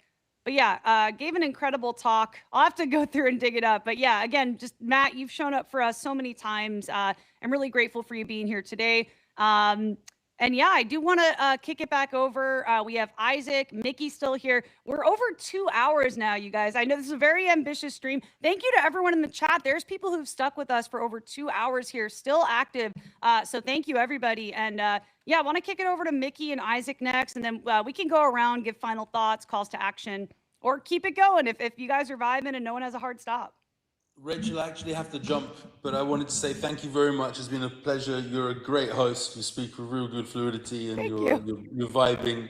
Isaac, if there's any questions, please answer them. I just want to say Isaac's an OG. He's been here since the very, very beginning of World Mobile, and we very much appreciate him as well, and the support that he gives us, works with us every single day. A legend there. And to everybody else who I know, and to everybody else who I've met, and to all the community that are going to listen to this, thank you very much for listening. And remember, we always need to be connected, but we always need to be connected in our own way. We need to reclaim our power. We need to claim our privacy. We need to reclaim our right to earn. With World Mobile, you've got that. Thank you very much. Over, but definitely not out. Thank you, Mickey. Mickey, really loved jamming with you today. Many more shows to come. And yeah, just grateful for you being here and just excited about everything you've built. And yeah, thank you so much. Isaac, I don't know if you have any other thoughts. I know you dropped a link for me here, and then we'll go around, we'll open up to everyone and share any final calls to action. Yeah, so I actually had a question in relation to the Hydrex side of things. I wondered if you guys are familiar with Orca on Solana? Yeah, on a high level, yeah. Yeah, right. Because I'm in touch with the Orchid team since quite a long time, and I think it was really interesting going back at least a year now. They were, I think, always a bit behind Radium. I think maybe there was a time they were in front, but then Radium was like the #1 DEX for basically memes and any kind of pump fun type coins. People would always just in the past would always just end up launching it on Radium afterwards. I think the Orca team actually really wanted to differentiate themselves by focusing heavily on utility projects and RWAs, and I think they launched something maybe half a year ago or around a year ago, specializing mainly on RWAs and sort of real world sort of tokens. And I know like their decks, like they wanted to like be the hub for the real stuff and sort of a way to differentiate themselves from Radium. I'm wondering, you know, in the base space, obviously Aerodrome is still probably the largest there, and then, you know, Uniswap has some big market share there as well. Was with you guys, what's sort of the differentiating like factor that you guys have? I know you're a MetaDex, but is there anything else that you feel like sets yourself, you know, apart? Yeah, I love the question. So we're going to be a MetaDex operating in that similar sort of space with a similar model to your Aerodrome solidly type architecture. Couple differences. One of them is we've positioned ourselves not just to be able to support like 2 token liquidity pools, but to support any yield-bearing vault, specifically like a 4626 vault. So this means we can tap into your lending markets. We have Morpho, Euler markets on our earn page, and we're able to help them bootstrap liquidity via that flywheel mechanism. So on a high level, on a strategic level, we see ourselves doing what Aerodrome did for 2 token LPs, but taking that and expanding it to really some of those other asset classes that weren't able to be tapped into, whether that's lending markets, RWAs, we've tokenized stocks. So you can purchase MicroStrategy or SPY on Hydrex through a partnership with StockX. We have, there's a few other bells and whistles. It's a little bit easier. We have some inbuilt automation when it comes to voting, when it comes to how you want to strategize in accumulating one asset or another with your Hydrex tokens. But on a high level, I'd say that's where we fit, if that answers your question. I used to hold Radium, actually. I was a little late to it, but I remember that. Yeah, no, fair. No, that makes sense. I've heard about you guys. I think before one of our ambassadors, Dope Oxide, I think, is a big supporter Shout of you out guys. to Dope Oxide. You know, he's the one that connected me with World Mobile, so definitely got to give Dope Oxide his flowers. He's awesome. Was in a chat this morning and actually introduced us to somebody else as well. So for sure, he's awesome. He's an absolute legend. And yeah, the more I'm getting involved in the World Mobile community, again, it's just really solid people, really solid community. Yeah, I've just been welcomed with open arms, and I just want to express gratitude, all the viewers, people tuning in, the people who have been here for over 2 hours too. I see you guys in the chat still active, so thank you all for being here. And yeah, definitely want to try to put a bow on this here and just go around and make sure we get adequate time for everyone. But again, we'll be doing more shows like this, so I definitely want to have you all back up and do more shows in the future. So why don't we kick it over to Scott next? Scott, do you have any calls to action or anything going on over there with Orbital Beam or anything you want to share? Yeah, I mean, any founders out there really looking to connect with enterprises, raise some capital, especially if you're building something within an AI tentacle right now. I'll just be transparent. It's like the money's there. It's like, I don't want to say it's being handed out, but there's a lot more available on the accelerator incubator side. So I challenge anyone out there that like we did on your community call.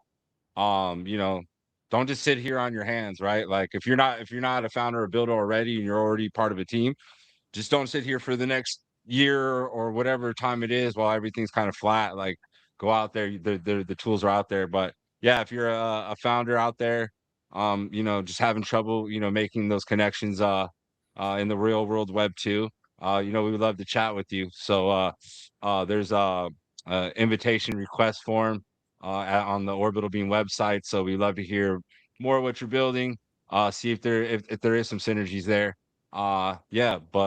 That's about it, and I really appreciate you guys all having me on here. Absolutely, Scott. Many more shows to come. I mean, we're talking in the background about doing an AI focused show. Scott, I mean, he's come on to our community calls just about every single week, and we do these long multi-hour vibe coding sessions with our AI advisor on Onchain Media. And Scott has actually encouraged a lot of folks in our community now to actually be taking the AI courses to get your credentials for LinkedIn, to learn more about Claude Cowork. So we're all kind of learning as a community now. And I really got to give Scott his flowers because he's really inspired a lot of us, including myself, to go deeper into my learning. So thank you, Scott. Oh, for sure. That that's why we're here. Like, we ain't just gonna sit here and build on our hands. Everybody could, a lot of people's problem was coding, right? And now, you can at least get something to where, okay, now I can bring a major dev in, a major engineer in, and get this thing right, and go raise. Like I said, there's probably 12 or 13 accelerators just out here in Silicon Valley that are about to open up, from A16Z to Antler, and everybody else in between. So yeah, and any questions ever on this stuff, DMs are always open. But appreciate you guys.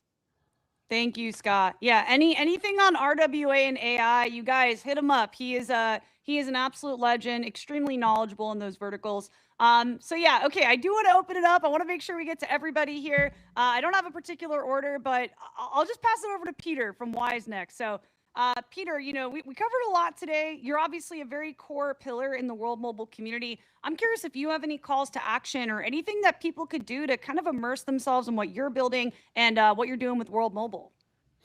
Yeah, absolutely. So, well, people can check out our staking pools that we have made for the air nodes. It's basically a tokenized version of air nodes, and we have some air node operators that also use our pools as well, and some people that just want to use our pools. The benefits of using our pools that we created are twofold. First of all, you start earning 20% APR immediately. There's no 2-month delay before receiving funds. And you can put in any amounts, like you can put in 15 USDC if you like. It doesn't have to be like a set amount to buy a full node. And also, because we tokenized it, we built in the secondary markets. So right now, there's no way to be able to sell your air node if you need the liquidity. Whereas with our pools, you can create a sell order and that gets processed out very fast. Now, the other call to action is to stay tuned for the NFTs that are coming. These are very significant NFTs because these are not like PFP NFTs, CryptoPunks, Bored Apes, that their only value is the value that people attribute to it, right? Which can go down. We saw Bored Apes go to 150 ETH floor price and now back down to under 10 ETH. But these are NFTs for DPIN assets, where if you hold that asset, you own it, goes with the air node, and that's what's earning revenue for you.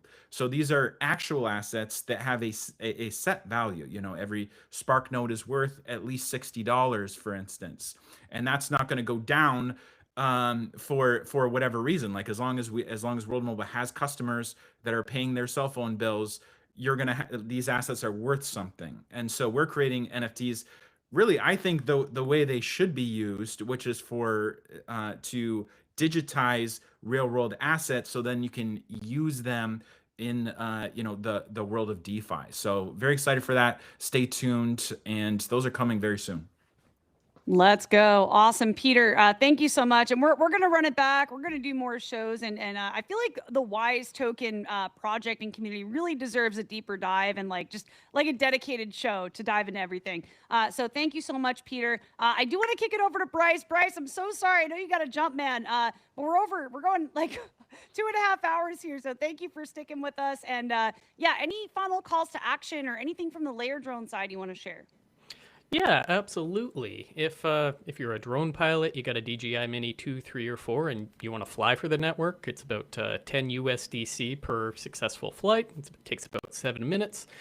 Just go to spexy.com to get the information. That's spexi.com. If you want to see the vision for the network as a whole, layerdrone.org. Also at layerdrone on x.com. That's LAYER. Drone. There's a lot of different ways to hear that first part of the word I'm learning. It's a great way to get started. We also offer a referral bonus if you bring any customers on the Spexy side, i.e. if you know somebody who would benefit from spatial imagery, whether it's spatial AI applications, infrastructure monitoring, or municipalities that just need to understand their space better, we reward you accordingly. Just to be absolutely clear, Spexy's a real business. It's been around for almost a decade now. And this is just the next stage of going much, much bigger. So we're really excited about what's coming up. I'd love to bring you in. If you're a pilot, if you just want to contribute to the community, we have systems for both. Just come join us. Spexy.com is the best place to get started.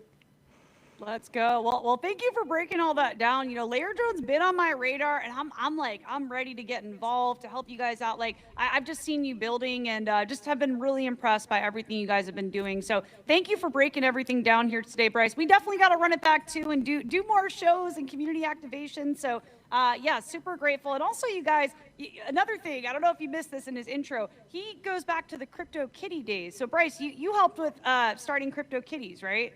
Yeah, I wrote the white paper for something called ERC 721, which is better known as the first mainstream application of a non-fungible token, and breaking have a legend lot of here. ICOs. Wow.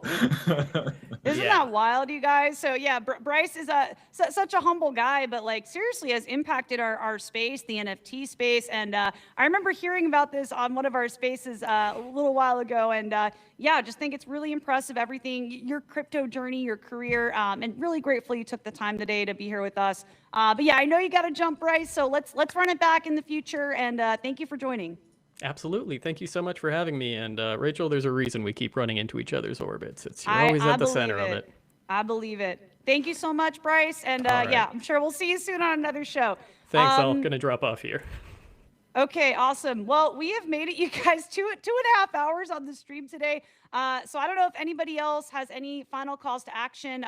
I know, Matt, like on the Hydrex side, you guys have been cooking nonstop updates, shipping things, partnerships. What is like one big call to action that you would love to share today? Yeah, I think I'll share two if that's okay. If you're interested in getting some yield and putting your assets to work, whether that's USDC or some token, feel free to go to our site. It's hydrex.fi, HYDREX.fi. And click on the earn page. You can see all the different options we have to be a liquidity provider or to stake your USDC. If you're a protocol and you're interested in growing your liquidity and providing yield, feel free to DM me or shoot me a Telegram. It's just at Matt Farrow on Telegram or at the Matt Farrow on X. And look forward to getting in touch with you. Let's go. And that is part of our giveaway too, you guys. Definitely follow all of our speakers, all of the projects, Matt, Peter, Scott, everybody that joined today. Follow them, follow their projects. And I'm going to have to go through because there were so many active people today. It's going to be hard to pick one winner, but I'm going to go through and pick a winner from our giveaway. So yeah, if you guys haven't done that yet, definitely take a moment to do so. All right, and Isaac, I know we got Isaac here still from World Mobile. Isaac, thank you for pulling up today and sticking to the end. So yeah, Isaac, Peter, we'll give our final calls to action and then wrap it up here. Yeah, sure. Thanks everyone for joining. I see we got a lot of viewers over the course of the stream. I think if anyone's new to World Mobile, I think the best place to go is the website, worldmobile.io. From there, you can basically learn about the company, the products, and the various ways you can get involved into the ecosystem, even the chain and the token. And there's even, we quite transparently share our ecosystem metrics as well. So if you're a token investor, someone who's interested in sort of opportunities in the space, we share quite transparently a dashboard with all of our main metrics, and it's all there to track and see. Incredible. Yeah, I brought this page up earlier when I was chatting with Mickey.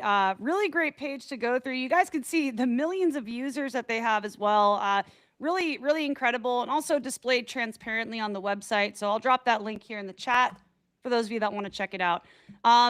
Okay, we got Peter next for any final calls to action. And then I'm going to give a call to action because after this giveaway ends today, I'm doing another stream this weekend, you guys, on Saturday. I got another giveaway for you guys, so we'll be sharing at the end here. But yeah, I'll kick it over to Peter next. I just want to shout out to World Mobile once again. And if you're just seeing this now, look deeper because you're early. And just like Mickey was saying, he feels that World Mobile is like early days Bitcoin. I mean, I don't really think that's an exaggeration because if you look at what World Mobile is now, which is a company that has 3.3 million daily active users and millions of dollars worth of air nodes, compared to the total addressable market, it's $3.2 trillion in telecom. And World Mobile is at the forefront of R&D, whereas all the legacy companies aren't doing any R&D. They're not aggressively pursuing anything because they've been monopolies for decades and decades. So World Mobile is positioned to be able to take a ton of that market share over the next 5 years.